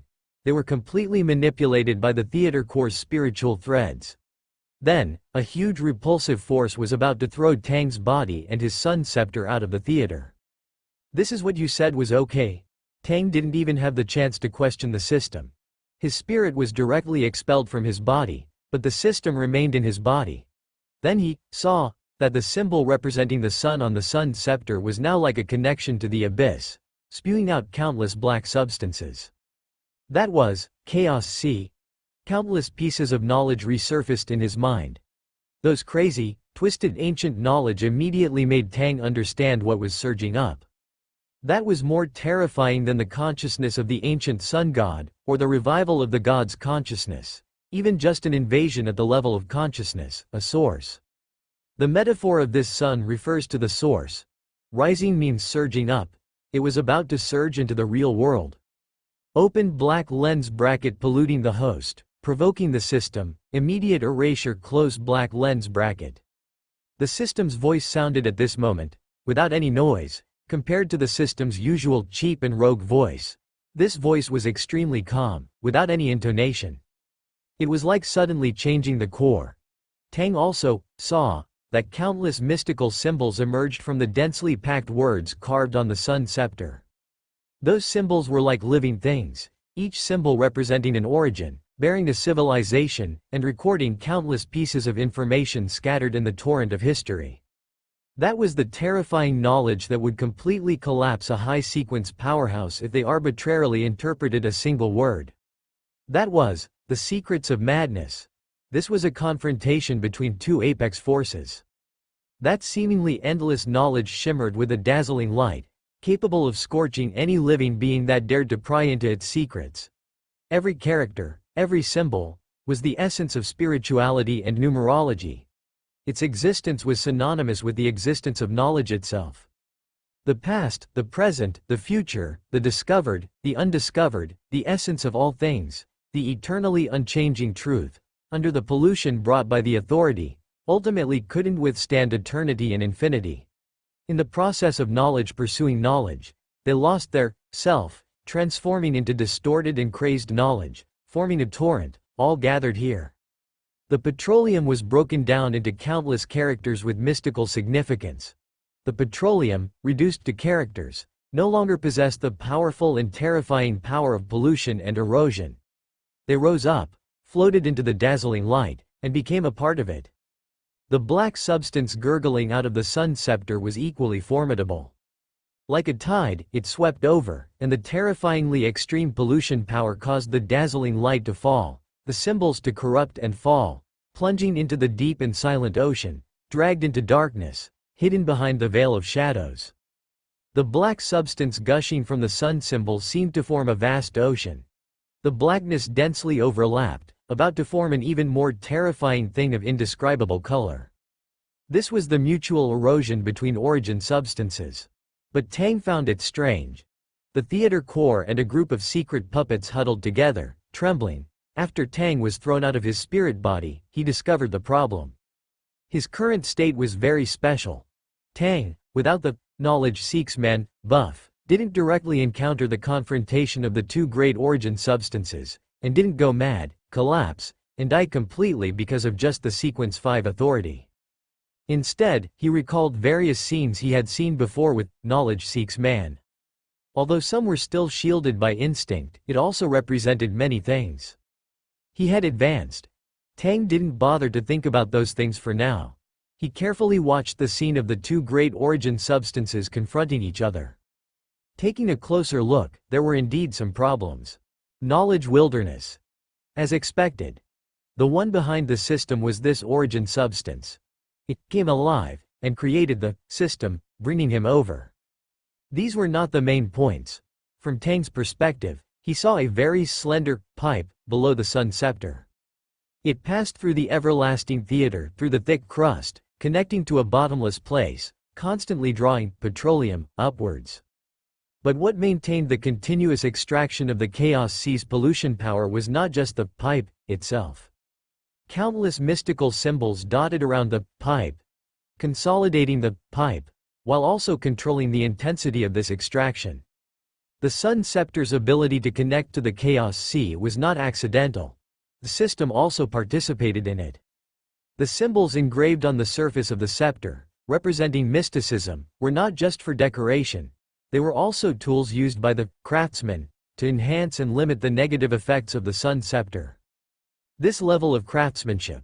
The system's authority was not enough, so what about the knowledge wilderness? This wasn't an unknowable anomaly that occurred accidentally during the creation of mystical items, but a negative effect further optimized by the knowledge wilderness with the help of the gathering of omniscient and omnipotent 5 pathways mystical items. Optimizing negative effects. Tang's mouth twitched, and he didn't comment on this. He looked again at the 2 indescribable things where petroleum and the radiance of knowledge converged. The knowledge of the knowledge wilderness has not been completely assimilated by the Chaos Sea. He thought very calmly. At the same time, he also realized that his current state didn't seem to be simply a spirit body. He could see certain essences. The glittering and dazzling light of civilization, the radiance of knowledge, had fallen, but their core still retained a trace of the knowledge wilderness's power. They were perfectly hidden in the petroleum, becoming a part of the petroleum, as they captured, assimilated, and polluted more crazed knowledge. Then, the above process was repeated. Does the knowledge wilderness want to erode the authority of the Chaos Sea? Omniscient and omnipotent, the knowledge wilderness wanted to take this opportunity to drive its crazed knowledge, to erode the omniscient authority in the Chaos Sea's authority? Tisk tisk. Taking advantage of the fact that God's will was no longer clear and the Chaos Sea was in an ownerless state, it was preparing to personally come down and start tearing things apart. Seeing that the 2 forces were in a stalemate, the petroleum gurgled, as if wanting to further infiltrate the real world, forming an even more terrifying thing of indescribable color. Seeing this, before that, around the pipe leading to the underground, countless radiance of knowledge suddenly erupted, emitting even more terrifying power. They were about to destroy the formation of this pipe, preventing the pollution from surging upwards.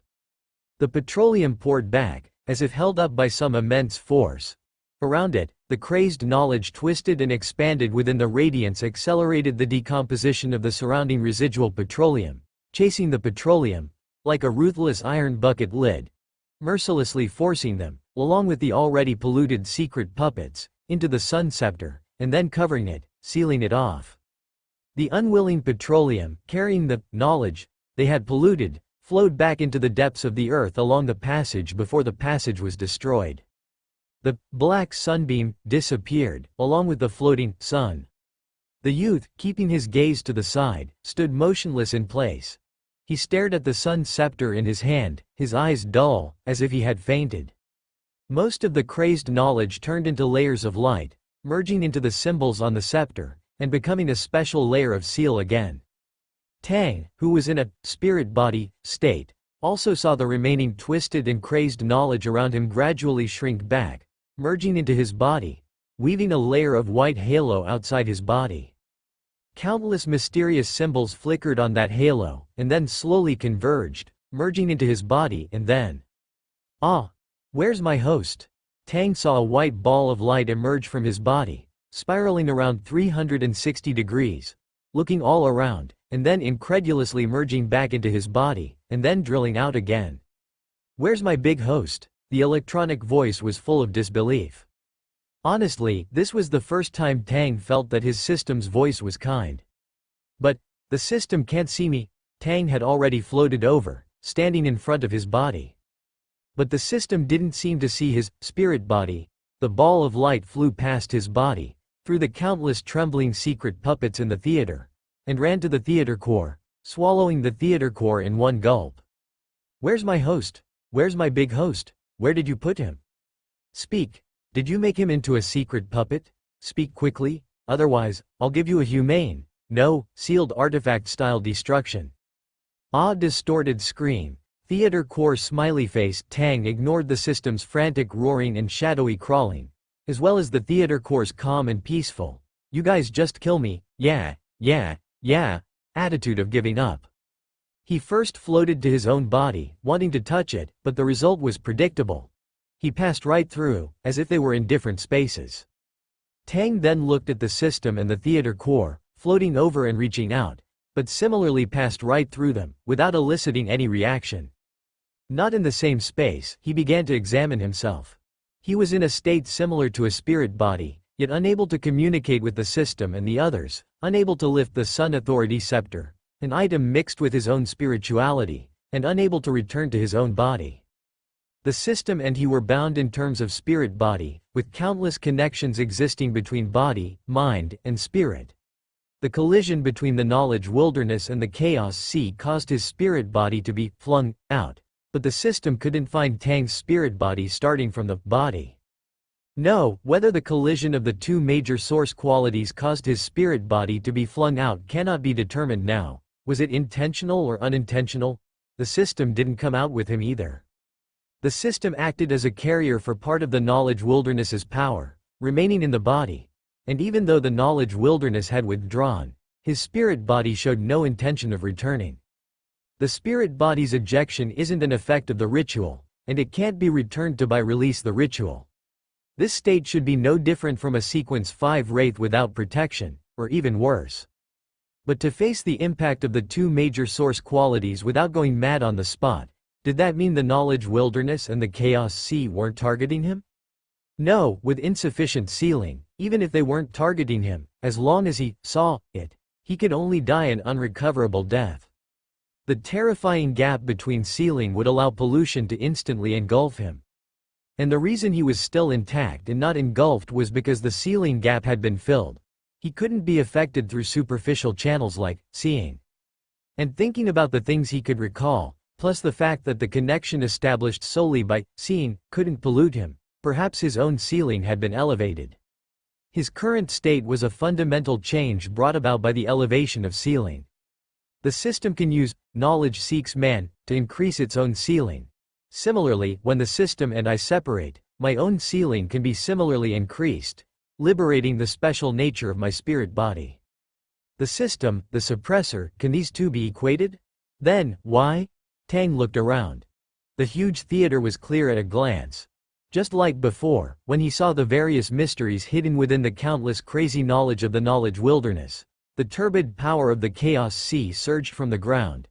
In his current state, he could see countless puppets hidden by the black curtain, see the theater core, see the countless spirit body threads, and the crazy knowledge dotted on the curtain. The system, the theater core's inner thoughts, the communication between the two was equally striking in his eyes, with no secrets. Like an observer, Tang thought. A bit similar to an audience, but compared to the audience, I can see more essential things. However, the audience can influence the development of the play, while my current state is a more objective observation. I can't touch or influence anything that happens. In this state, his ceiling was high enough, but the danger was great enough. Tang thought of the scenes he had once seen but forgotten.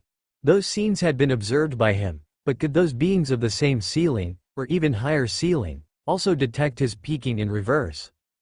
If they observed him, then, with only sequence 5 extraordinary power, he couldn't resist. Would he be instantly polluted, becoming a being similar to the bound god?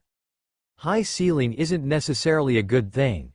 Having ceiling without power is also courting death. The system's suppression of Tang's ceiling was also indirectly protecting him, preventing him from encountering certain terrifying things prematurely.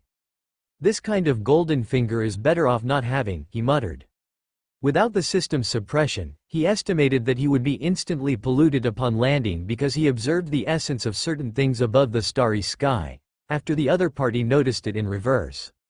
The knowledge seeks man state could elevate ceiling, not only because of his own special nature and those old knowledge, but also because the ceiling represented by crazy knowledge was equally important, preventing him from facing those things with only ceiling and no ability to resist.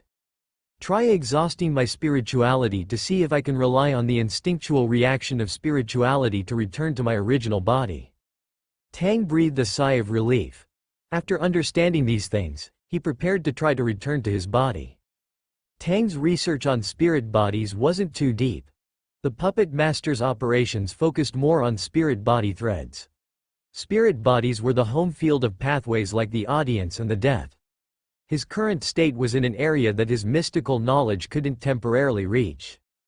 To this end, Tang tried to rummage through his spirit body again to see if there were any system remnants. For example, a sub-system installed on the spirit body, things like connections. Then he really found something in the depths of his spirit body that didn't belong to him. Those were the characters that supported civilization, those were crazy knowledge. Open black lens bracket spirituality exhausted. Return as possible close black lens bracket. When he saw those symbols, Tang's spirituality subconsciously deciphered the content contained within.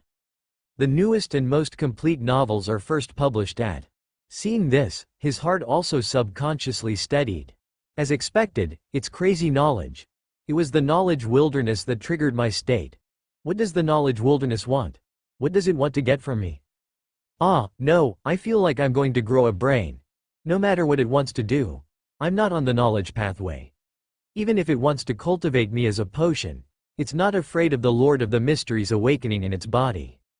The reason for choosing the seer instead of the knowledge pathway was also due to this concern. So he didn't listen to a single word the system said about switching pathways. Then, since there's crazy knowledge here, perhaps I can try to observe. He knew that his observation could also quickly consume his own spirituality. Tang slowly floated out of the theater, passed through the huge curtain, and came to a mountain forest. Then, he saw a scene he would never forget in his life. Tang was temporarily unable to express it in words due to shock. In this perspective, the sky was no longer the sky. The entire foundation of Tingnan was turning over.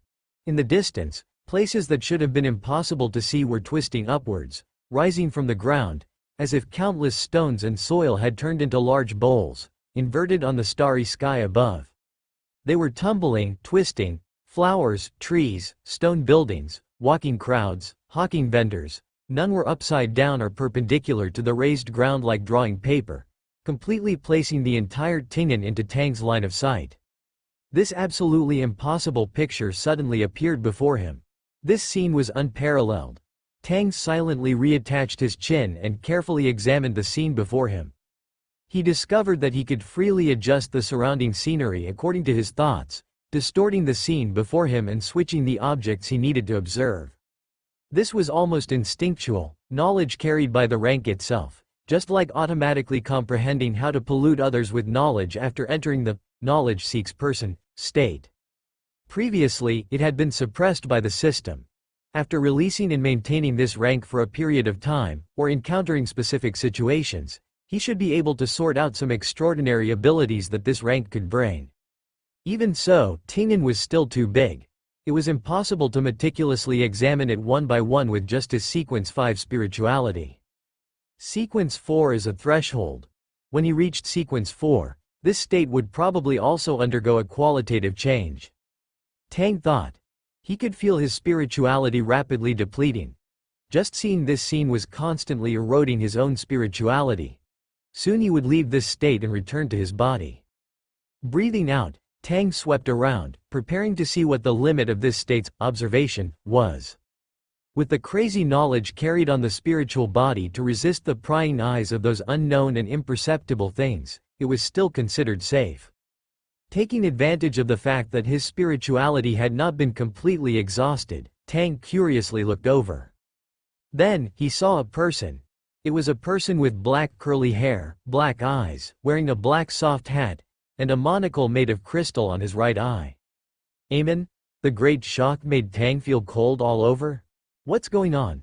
Why is Amon here? Is he targeting me? Or does he want the sealed artifact of the miracle invoker? This was a fear originating from the depths of his memory, the impression of Amon when reading the book, coupled with the unease after the characters in the book became reality after entering the world of the mysteries, which turned into a small shadow in his heart. At this time, really seeing this king of angels appear in front of him, Tang felt that he suddenly had monocle PTSD. Although he had imagined how to counter Amon, how to use the system to fight against this king of angels, and how to safely escape the other party's gaze, the impression of this king of angels in his memory still made him subconsciously hold his breath, feeling terrified. This was the person who snatched the Saphira castle from Klein Moretti. But this was his own overthinking, scaring himself. The Amon wearing the monocle did not notice his observation. Tang's rank in this state was quite high, and the state was quite special. Only the main body of Amon could detect the peeking from different spaces. Similarly, without a channel, Amon could not enter this completely different space through parasitism or theft.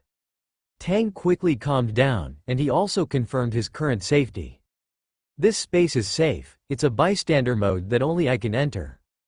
Looking at that Amon again, Tang saw that the other party's location was far from his own territory, in the residential area where the nobles and wealthy merchants of Tingen were located. His spirituality was rapidly depleting.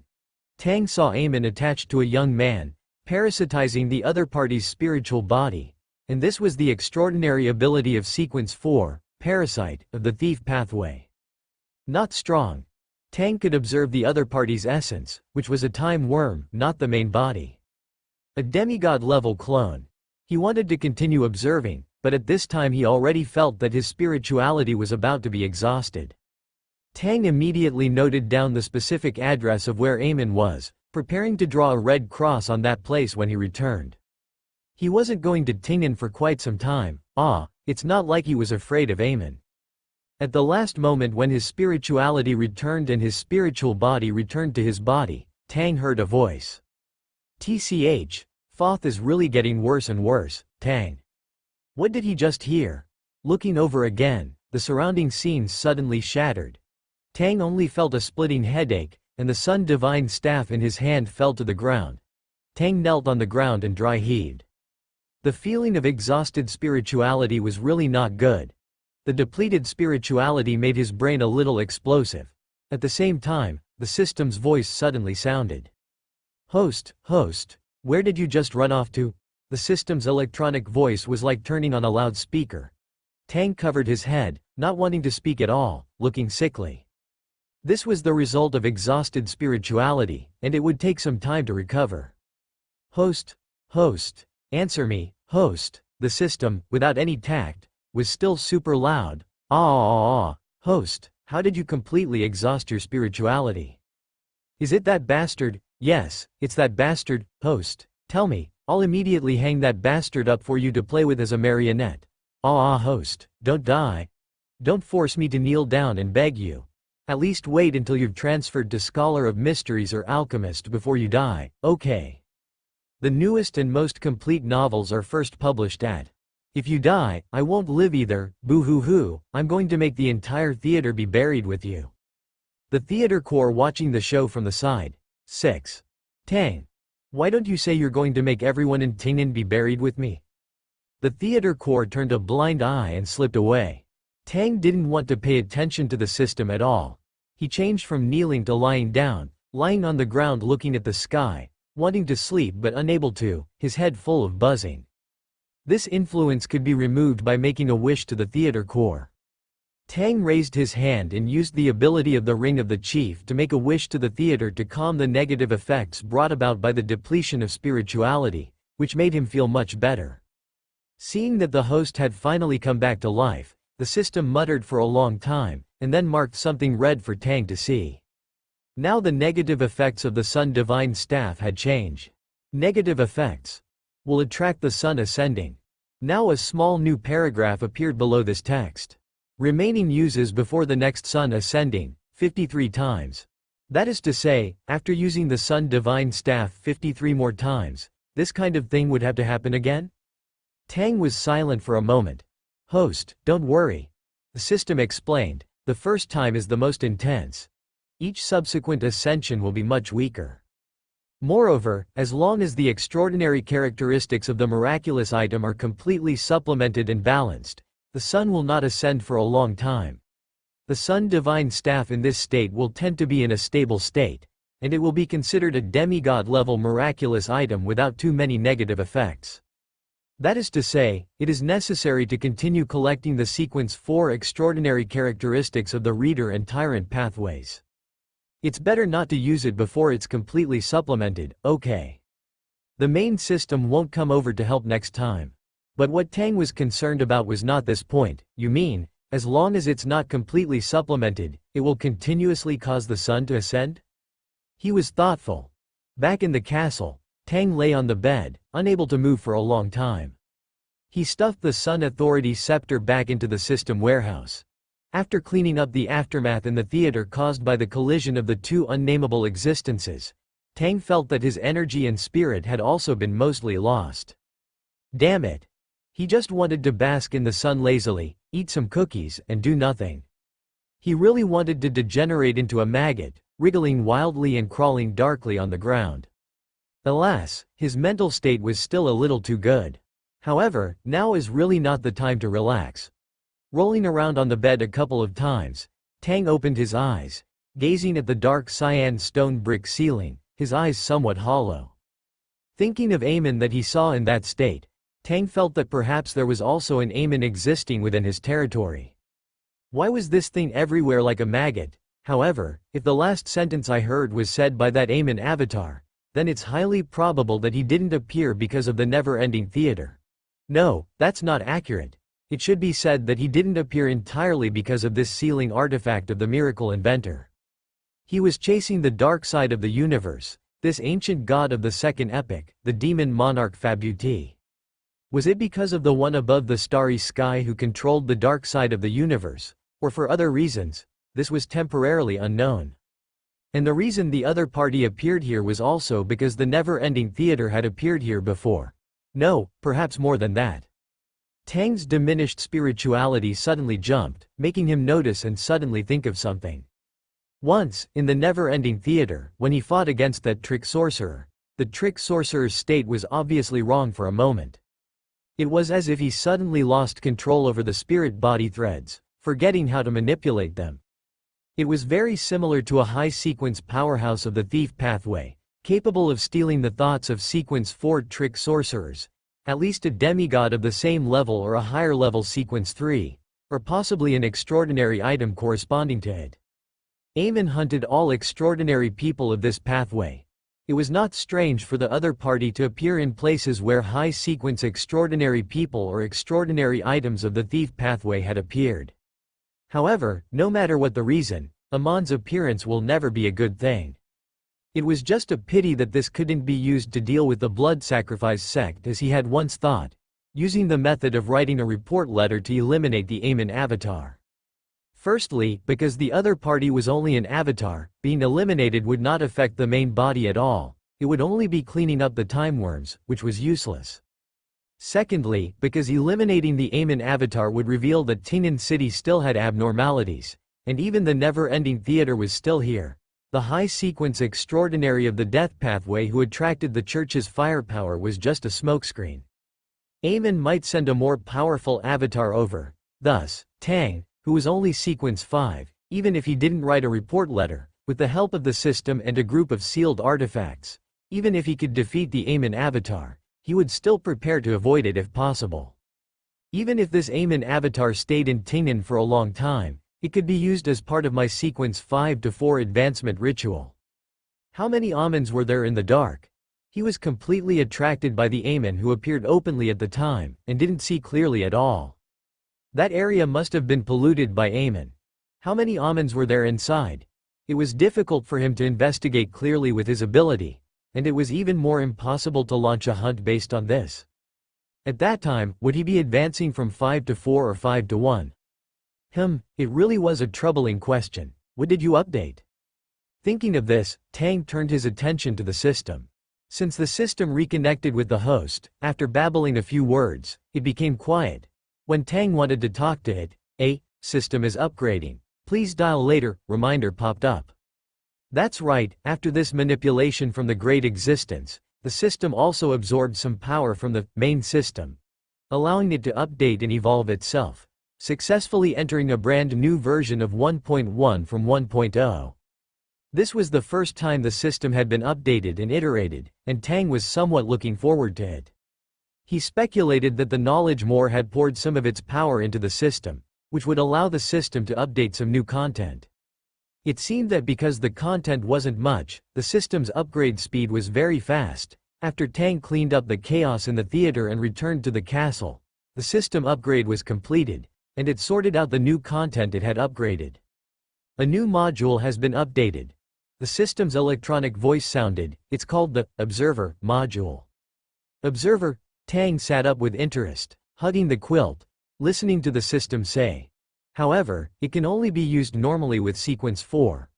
Under normal circumstances, it does not support the use of this module. Sequence 4. Tang pondered for a moment, then understood, as expected, divinity is very important. The observer module should correspond to the state where his spirit body left his body, and the whole world unfolded before him. The system solidified this state into an internal module, which should have been done by the knowledge more. The newest and fastest novels are on the website. But what?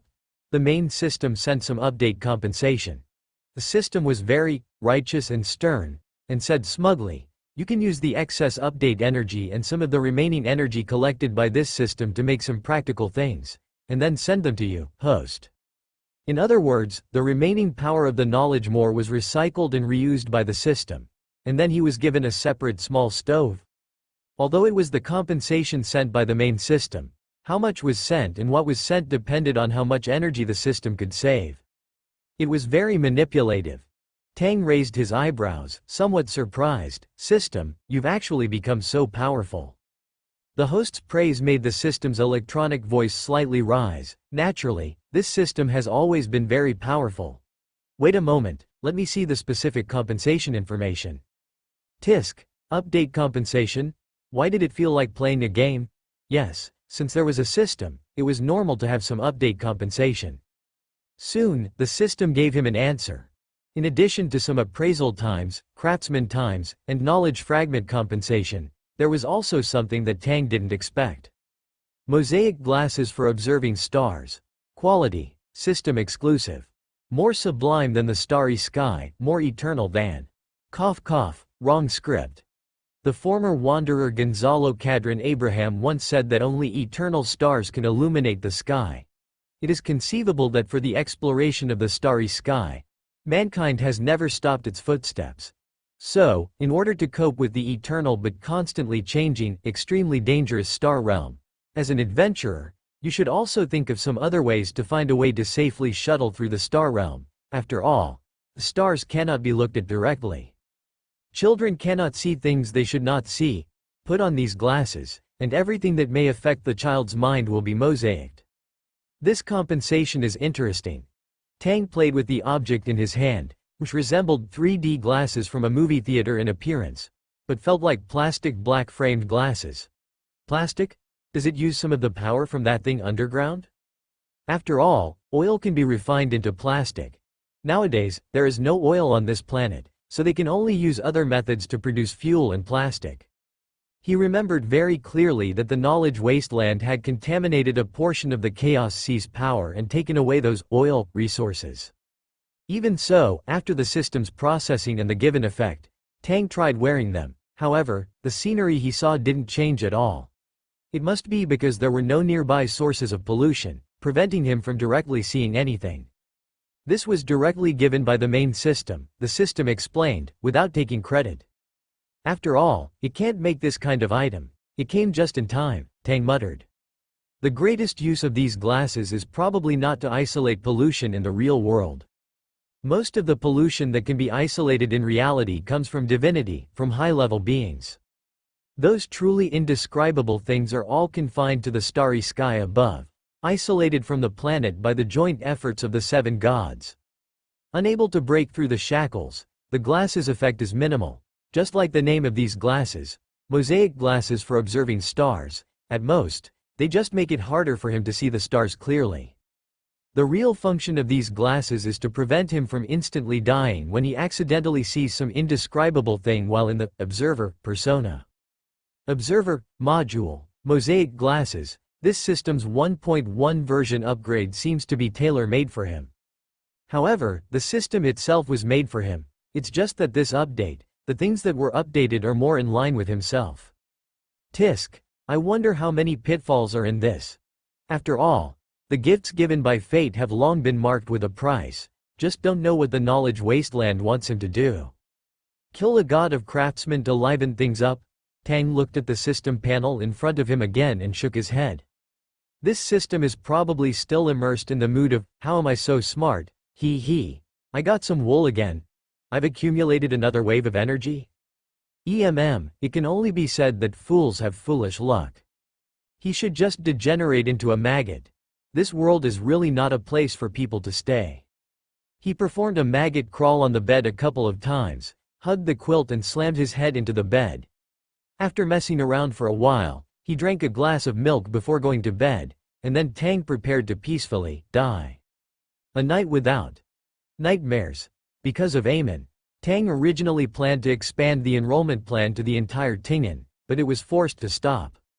He didn't want the students he recruited to be saying, "Are you looking for me?" one or two at a time. Would he be founding a secret organization, or would he be developing new subordinates for Amon? This is not a solution either. Tang fiddled with the seer puppets in the theater while chatting with the system. I have to think of a way to lure Amon away. It's not easy to do things with Amon here, but it's also difficult here.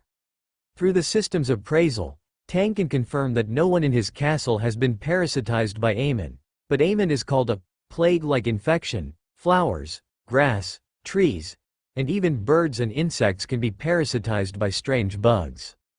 He has to find a way to monitor Amon, in a way that the other party will never notice. It's very difficult, the system replied. A comprehensive, all-time, large-scale coverage appraisal requires countless appraisal opportunities and knowledge fragments. Tang also knew it was difficult to do. Even if the system finds all of Amon's avatars in Ting'an, who knows how many subordinates this Amon will develop the next time it searches. His knowledge fragments can't withstand such a large consumption. It's a bit of paranoia. Tang smiled self-deprecatingly while fiddling with the spirit threads. After all, he is a king of angels, the system said. Host, relax, let's think. So I had to think of a way to obtain divinity in advance. The system typed several question marks on the interface. Tang stood up and dusted off the ashes on his clothes.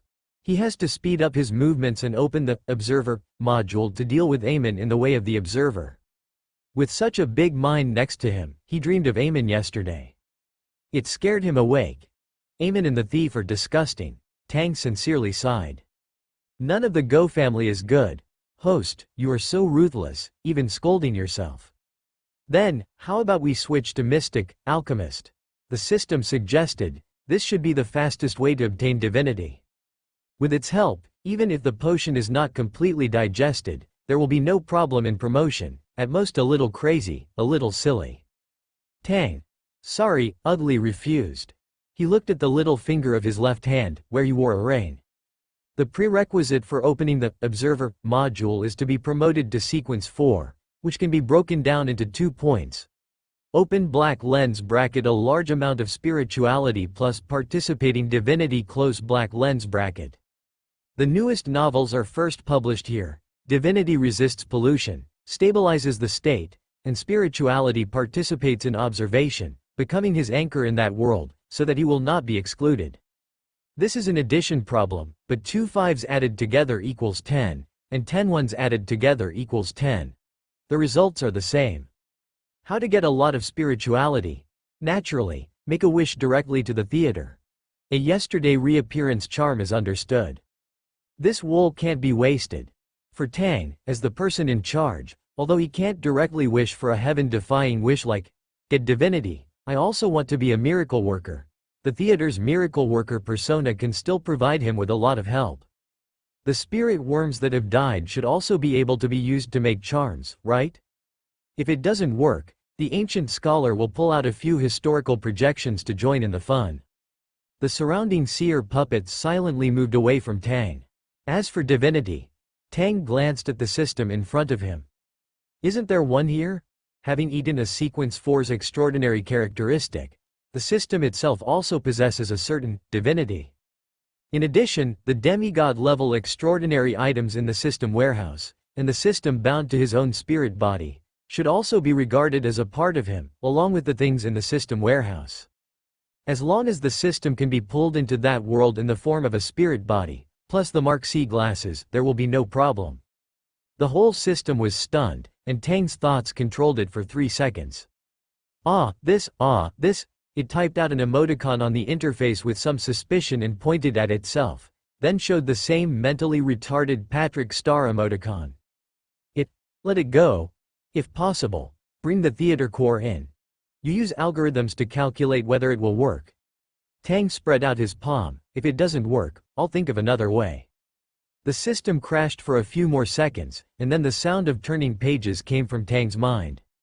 Ah, no, why is the plot different from what the system thought? Shouldn't its host be crying and running to it, and then it would provide assistance, using the powerful high-level system persona to save its host from fire and water, and finally embark on the pinnacle of system life? Or should the host be forced to embark on the path of becoming a mystic or alchemist, and then it would protect its host from the influence of madness in a powerful posture, and the host would be grateful and embark on the pinnacle of system life? The system's little head was full of big question marks. Tang smiled. Basic operation, don't be six. This true god bug might also be able to cameo as one, after all, they are adjacent pathways, right? Theater. You guys are plotting too loudly, it's disturbing my eyes. It takes time to make the charms, Bishop of the Church of War replied, eyes fixed on his nose fixed on his heart, in a measured tone. The theater's core hid itself again. The theater had just experienced a battle that nearly blew its head off. Having been hit by a club, the theater's core wouldn't be foolish enough to come out and get entangled with these two lunatics again. What charms? What spirit worms? Ask its marionette, it doesn't know. Tang. System. Do I really look like a bad guy? Tang stroked his chin. System, why don't you go ask again? I think it would be interested. After all, the observer's world, its very existence is an unprecedented miracle. As a miracle inventor, how can it lack the spirit of adventure? Laughing himself to death, what kind of adventurous spirit does a miracle inventor need? The theater core grumbled. It directed the marionette to retrieve the already dead spirit worms, preserved deep within the theater, to create charms that could borrow power from the past and restore spirituality. Just indulge him, he'll court death sooner or later. The system was shocked by Tang's bug-exploiting remarks. While the theater was making charms, the system was also working hard to study whether its host's claim could be realized. All of this requires time to prepare. Tang, on the other hand, found himself with nothing to do. He definitely couldn't go to Tingen, and he didn't even plan to leave his own castle for the time being. He would only travel between the castle and the theater through the traveler's marionette and the ring of the Master of Ceremonies. However, since there were no major matters to attend to at the theater, he planned to spend most of his time squatting in a dark corner of the castle, growing mushrooms. With Owen gone and his father gone, the castle felt much emptier. With nothing to do, he simply lazed around, waiting for the system and the theater core to figure out the results he wanted, which was actually quite comfortable. Meanwhile, within the castle, the faceless marionette made using the sealed artifact, a moment of luck, acting as Baron Ramde, did not arouse suspicion from others. This allowed Tang, who was using the sealed artifact, to continuously digest the potion of the marionette master. It wouldn't be long before he could directly control a second marionette. The position of the first marionette was occupied by the wraith marionette beside his father.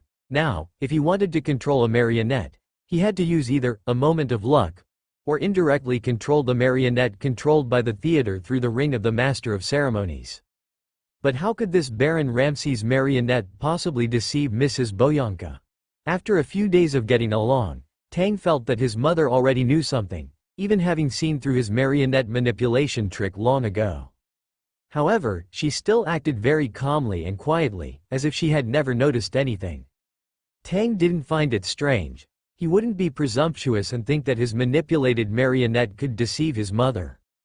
Mrs. Boyanka came from a noble family from Backland, understood the secrets of Beyonders, and there were even Beyonders dispatched by the family to protect her safety within the castle. Tang could control a marionette to play Baron Ramde, but he was ultimately not his father himself. Often, without Mrs. Boyanka's help, it would be difficult to avoid being exposed. Among the 3 items his father left behind, one was a rose that was extraordinarily white. When Tang handed this rose, which clearly contained remnants of underworld power, to Mrs. Boyanka before, Mrs. Boyanka was just a little dazed, as if she had thought of something, lost in thought, and it took a long time to come back to her senses. Since then, Mrs. Boyanka had regained her composure, taking over most of the affairs in this territory, and outwardly claiming that Baron Ramde has a disease and needs to rest. She was teaching this faceless marionette, whose eyes revealed foolishness in its clarity, how to handle some issues so as not to be exposed and arouse suspicion from others. Incidentally, Tang, who hadn't been serious for days, was also dragged in for tutoring. In the future, when you go out, you can't lose face in this aspect either, Tang. You should study this aspect properly. Mrs. Boyanka sighed silently, and then very gently, but firmly, had the servants put a large stack of land deeds, account books, and the like on the table. Tang. The Baron Ramsey's marionette and he looked at each other. Both the marionette and the marionette master were silent. System. Hee, Mom is so good to you. If it's so good, would you like it? Tang looked at the piles and piles of account books, land deeds, annual taxes, weather, crop yields, local policies, recent trends in Tinan City, important decisions promulgated by Backland, and so on, which made him dizzy. Is it too late for him to say he's illiterate? Shouldn't this be handled by a dedicated person? What's the use of him learning this? Another morning, Tang was holding the small pastries he had made, which were sickeningly sweet, preparing to please his dear mother, and let the marionette suffer instead of torturing him, when Olsen arrived. Early in the morning, Olsen, with several people wearing cloaks, appeared outside the castle. Of course, in order to show respect for the owner of the castle and respect for friends, they did not directly travel into the castle. The latest novel is first published upon receiving the notification that there were visitors, Tang received these members who were obviously of the Abraham family. For the sake of caution, he cast an appraisal on everyone, confirming that no Aemon had infiltrated as an Abraham member, and Tang was obviously relieved. At the same time, he also knew that the transaction with Abraham had been more than half successful. This is Tang Eggers Ramses, my friend, and the son of the owner of this territory. Olsen had obviously greeted his clansmen in advance. At this time, the several older Abrahams in front of him did not show any impatience or arrogance towards the young man. This is Elder Holloway. Olsen introduced the white-haired old man leading the Abrahams to Tang. Tang learned from the results of the appraisal that this was a traveler, and was already on the verge of losing control. Even if they were beyonders of the same pathway and the same sequence, even if they had completely digested the potion, in the low and middle sequences, without obtaining divinity, older people whose mental state weakened year by year would be more susceptible to pollution and lose control than younger people. Obviously, Mr. Door's whispered influence, although Olsen only had a slight loss of control, was quite serious for some people of the same sequence. Hello, Mr. Ramses. Elder Holloway cut to the chase, wanting to see the method of isolating pollution that Olsen had mentioned. Tang had no objection to this. After signing a confidentiality document with the appraiser, extraordinary power notarizing it, he led these people to the location of the theater. Built of bluish-gray stone bricks, the white and tall building allowed the colorful sunlight to stream through the stained glass windows into the hall-like interior. The classical style exuded tranquility. The uniform color scheme and the bustling student body, the aroma of food permeating the air, and the students' witty banter created a relaxed atmosphere, leaving the Abrahams in a long, drawn-out daze. This place was nothing like the world they knew. The students were humble and friendly, the professors kind and knowledgeable. Their faces lacked the fear and numbness of the lower classes, and the uncertainty and confusion about the future. They had ideals and ambitious goals, and the drive to strive for them. Everywhere you looked, people were discussing things they had never heard of. They were like living people, their enthusiasm radiating the unique brilliance of life, unconsciously drawing everyone into the atmosphere. But Olsen and the other Abrahams were also told with certainty. That's right, they are all marionettes. All marionettes. It was hard to say whether surprise or understanding predominated. This place felt less like the inside of a sealed artifact that could kill at any moment and more like an ideal land created and forgotten by the gods in a corner. Enthusiasm, hope, friendliness. Emotions are contagious. Under the impact of so many positive emotions, even the highly experienced Elder Holloway couldn't help but feel a little disappointed when he learned that it was all just a puppet show, a fleeting dream. After all, it was too beautiful, as beautiful as if the goddess of the night had granted them a wonderful dream, but she was ultimately the queen of calamity and fear. It was like a little joke played by the gods. No one could imagine such a place. People couldn't imagine things they had never seen. Only by seeing it for themselves could they personally experience things they had never considered or felt before. Using marionettes to perform this vivid and detailed tableau was shocking enough, and could also be seen as flexing their muscles.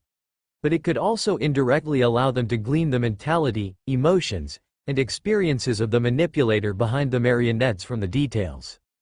Elder Holloway breathed a sigh of relief, also lowering most of his guard against the person in front of him. But the necessary caution remained. He couldn't be sure if what the other party was showing was just a temporary illusion to deceive them. The initial caution, vigilance, and fear of a trap for the Abrahams had now turned into a sense of detachment, shock, and disappointment. They were used to being cautious. Since the Four Emperors' War, the Abrahams had been continuously plagued by the terrifying whispers of the full moon. High-sequence Beyonders in the clan were going mad and dying one by one, followed by Sequence 5s and Sequence 6s being affected by the full moon's whispers.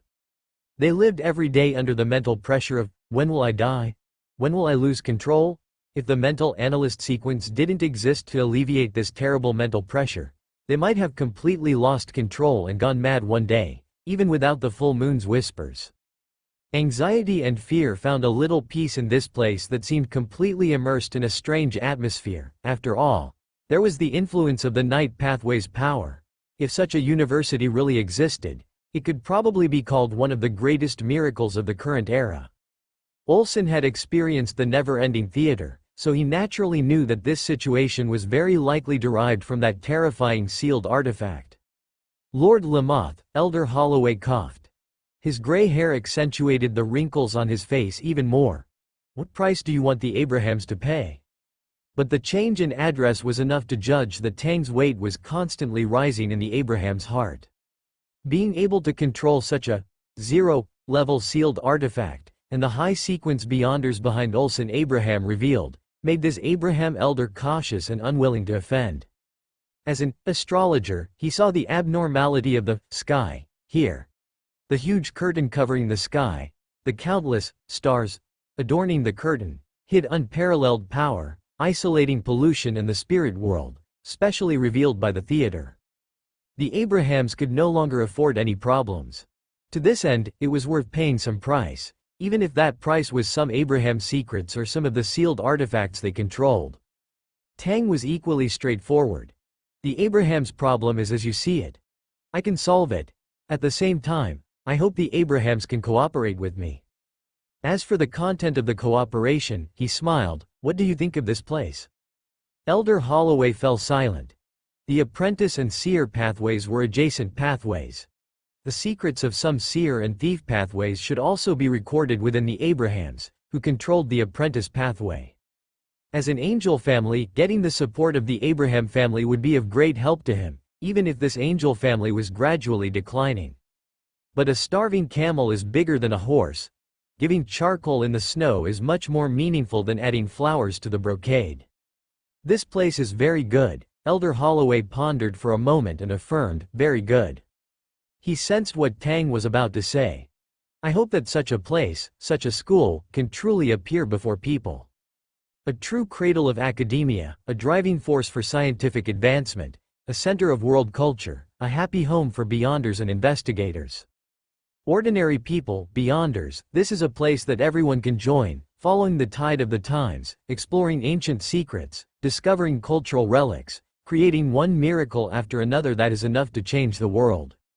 The latest and most complete novels are published first. Not only Tingen, Backlund, and Constant, but even Intis, Lenberg, and Fenport will one day think of this place when mentioning the changes of the times, and every change, every decision, and every change in the world will think of this place. Of course, the bigger the pie, the better, within a reasonable range. Host, this pie of yours is so filling, glug glug, take a sip of water. Go away. Elder Holloway was, after all, a Beyander with sufficient experience. His expression didn't show it, and the other older Abrahams looked at each other without speaking. Only a few of the younger ones were blushing, mentally imagining and getting excited. It was good to be young. A terracotta warrior of his age wouldn't be so easily swayed by emotions. This big pie would be enough to choke him to death, but it was just right for these young Abrahams.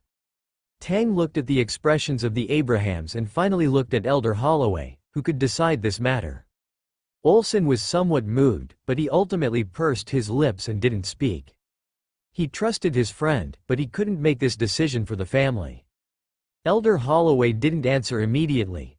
He looked at the bustling crowd around him, the marionette group, then looked at the younger generations of the family, and finally looked at Olsen. Olsen, what do you think? After waiting a night and confirming that this place could indeed shield against the murmurs caused by the moon, Elder Holloway hurriedly departed, leaving Olsen and the younger generation of the Abraham family who had come with him.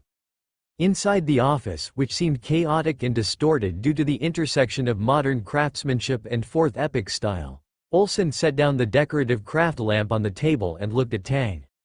Elder Holloway has returned to discuss this with the other elders. He thinks highly of this place, Olsen said, considering Tang's situation. However, Tang, there are dissenting voices within the Abraham family. He said sincerely, you must be careful. Not everyone who stays behind can be trusted. Once an angel family, possessing countless sealed artifacts and potion formulas, their past glory made those old fogies who were still immersed in it unable to condescend and cooperate intimately with others. Regarding Olsen's proposal, some agreed, while others naturally opposed it. Those who agreed, like Elder Holloway, came with sincerity. The never-ending theater contained Abraham's marionettes and demigod-level extraordinary characteristics. Some of these came from the middle sequence powerhouse who disappeared with Mr. Door during the Four Emperors' War. They returned them to Abraham, and they had no way to repay this kindness. Those who opposed would be even more stubborn. Good, since you have a solution and have done us a favor, then serve us, serve Abraham. People with such inflexible minds are quite dangerous. However, Olsen did not reveal the specific identity of his friend and tried to conceal the corresponding divination pointers and spirit world feedback. Even Elder Holloway only brought him over after confirming that the other party had no ill intentions and was sincere. He couldn't possibly bring Tang back a few more enemies, that would be impolite. As for whether these few who came had ulterior motives, Olsen couldn't guarantee it, but if they dared to cause trouble here. Trust is irrelevant. There is no potion called trust in this world. For people who have only met once, only interests can bind them together, Tang said frankly. If they think they can snatch this sealed artifact from me, I don't mind letting them try. Bringing a few travelers to be his marionettes would only make him grateful to Olsen. For him, who couldn't do spirit world transportation, having a few more traveler marionettes was always a good thing. At most, he would just hang a few more dried sausages from the ceiling. Even if the Abraham family's high-sequence Beyonders were all dead, even if they held some zero-level sealed artifacts, using these uncontrolled dangerous sealed artifacts themselves carried considerable risk. In his territory, even if there were high-sequence Beyonders among the branch families and apprentices, facing him, who could control a zero-level sealed artifact and almost ignore the negative effects, it was not certain who would win. Olsen obviously remembered that they were inside that sealed artifact. Let's not talk about this. Staying here always made him feel a chill down his spine, as if something wanted to hang him up. Thinking of his previous experience, Olsen shuddered. What good travelers! The theater course slowly retracted its gaze. It was a pity that he was that lunatic's friend. Otherwise hanging him up to dry and shouting, "Miracle," a few times would definitely sound good. Olsen. I seem to have heard something. It's nothing, don't mind it. Tang shifted his gaze away from the marionette behind Olsen. By the way, Olsen, would you like to teach the students something? Astrology, history, geography, languages, and even teaching magic tricks wouldn't be out of the question. Tang smiled. I plan to temporarily distinguish between ordinary people and Beyonders, and I don't intend to completely replace all the teachers with marionettes. It's not impossible, Olsen thought for a moment and smiled as well. Just don't laugh at my teaching level when the time comes. With the knowledge and understanding of a Sequence 5, a major member of the Abraham family, how could anyone laugh? Olsen left the office to meet up with the other Abrahams and tour the campus. Tang leaned back in his high-backed chair and let out a long sigh. Next time there's a bionic marionette, I'll definitely create one for myself first. Tang rubbed his neck. Olsen had firmly stood on his side when answering Elder Holloway's questions earlier. Obviously, even if the Abrahams didn't plan to take risks, Olsen himself had decided to follow Tang all the way. You don't necessarily need many friends. One or two who can confide in each other is enough. In this era, these are especially precious. Tang opened the system interface. Task information has been updated. Side mission. Establish a secret organization, Phase 1. Your final choice is to establish a new secret organization. Of course, this doesn't mean your choice is wrong. Those older secret organizations always have many strange rules. Joining them might not be a good choice, so, first, before establishing a secret organization, you must have some like-minded friends and a fixed place to communicate. Only then can it be considered a complete prototype of a secret organization. Task reward. Surprise gift pack *1 foot, task status, completed. Reward has been issued. This side mission has entered Phase 2. The latest novel is first published at Side Mission. Establish a secret organization, Phase 2. You have already selected a fixed place to communicate. Let me see, what, you actually chose a sealed artifact? This is truly a bold decision. Oh, my friend, your courage is commendable, and your friends are equally respectable. So, after establishing a prototype of a secret organization, you should formulate corresponding rules and regulations. You understand. A secret organization without rules and regulations is like mysticism without Dawuti Morrison. You ask who Dawuti Morrison is? Oh, he's just an ordinary tramp. Please establish complete rules and regulations for the secret organization. Task progress. 0%, task reward. Surprise gift pack *1. A black gift box bound with red silk appeared in Tang's hand. Surprise gift pack. Quality, system exclusive. A gift pack that can open up all kinds of strange things. Extraordinary characteristics, potions, spiritual materials, extraordinary creatures, elixirs of immortality, inexhaustible springs, petroleum salvaged from the seabed, extinguished stars in the sky, the body of an ancient god, a corner of the sun, the shadows behind the veil. Everything is here. There's always something you want. This is the surprise gift pack the system mentioned? Tang shook the gift box. It was empty inside, as if there was nothing at all. The description is like a blind box. The body of an ancient god? Is this the kind of thing that will cause me to die directly if I open it? Note. The things opened from the surprise gift pack cannot affect the host, the system added. In other words, even if I open a corpse of an ancient god, I can still use it as a marionette? Tang raised his eyebrows, then untied the red silk and opened the gift box. Let me see, what good things are inside. Wow, a golden legend. The black silk ribbon dissolved into starlight as it was untied, vanishing into nothingness. Tang looked at the golden light emanating from the gift box, unable to see what was inside. After a moment of silence, seeing the golden light linger, he said, "System, turn off the special effects." Okay. The light dimmed, and there was only one item inside the not-so-large gift box. It was a monocular telescope, entirely black, made of some unknown material.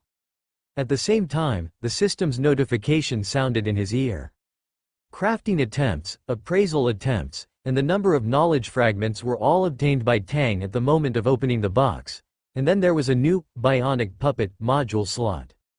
It's like getting a pillow when you're falling asleep. But these are not the main points.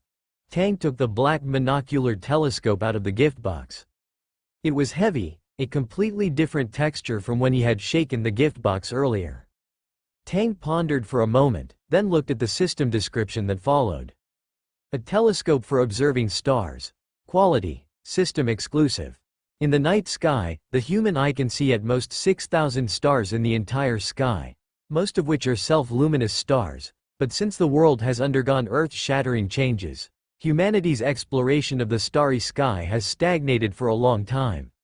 This is not only because of the unspeakable existences, but also because there are no longer any tools that can accurately observe the stars. Fortunately, the telescope for observing stars has earned you the opportunity to directly observe the stars. But, is what the telescope shows real? Is it an illusion? Is it the past? Is it the present? Or is it the future? Is it what you know? Or is it the unsolved mystery of the world? What are extinguished stars like? Who is the incarnation of the shadow shrouding the astral realm? Use the telescope for observing stars to explore the hidden truth behind all kinds of unsolved mysteries, and you will be able to see all their reality. What are real stars like? I believe you are also looking forward to it, right? System reminder: it is best to use it with the mosaic glasses for observing stars. Telescope for observing stars. Tang looked inscrutable and took out an item obtained from the system upgrade from the system warehouse. Mosaic glasses for observing stars. Same beginning, series, set of items? If that's the case, wouldn't there also be things like observatory for observing stars, magnified objective lens, eyepiece for observing stars, finder scope for observing stars, clothes for observing stars, and so on? It feels like summoning a dragon by collecting a set. Moreover, the structure of a telescope isn't that simple. Tang weighed the monocular telescope in his hand. The content mentioned in the system's introduction made Tang subconsciously think of the world where the observer state was located. In addition, the system also said that the mosaic glasses for observing stars came from the wilderness of knowledge, not from it.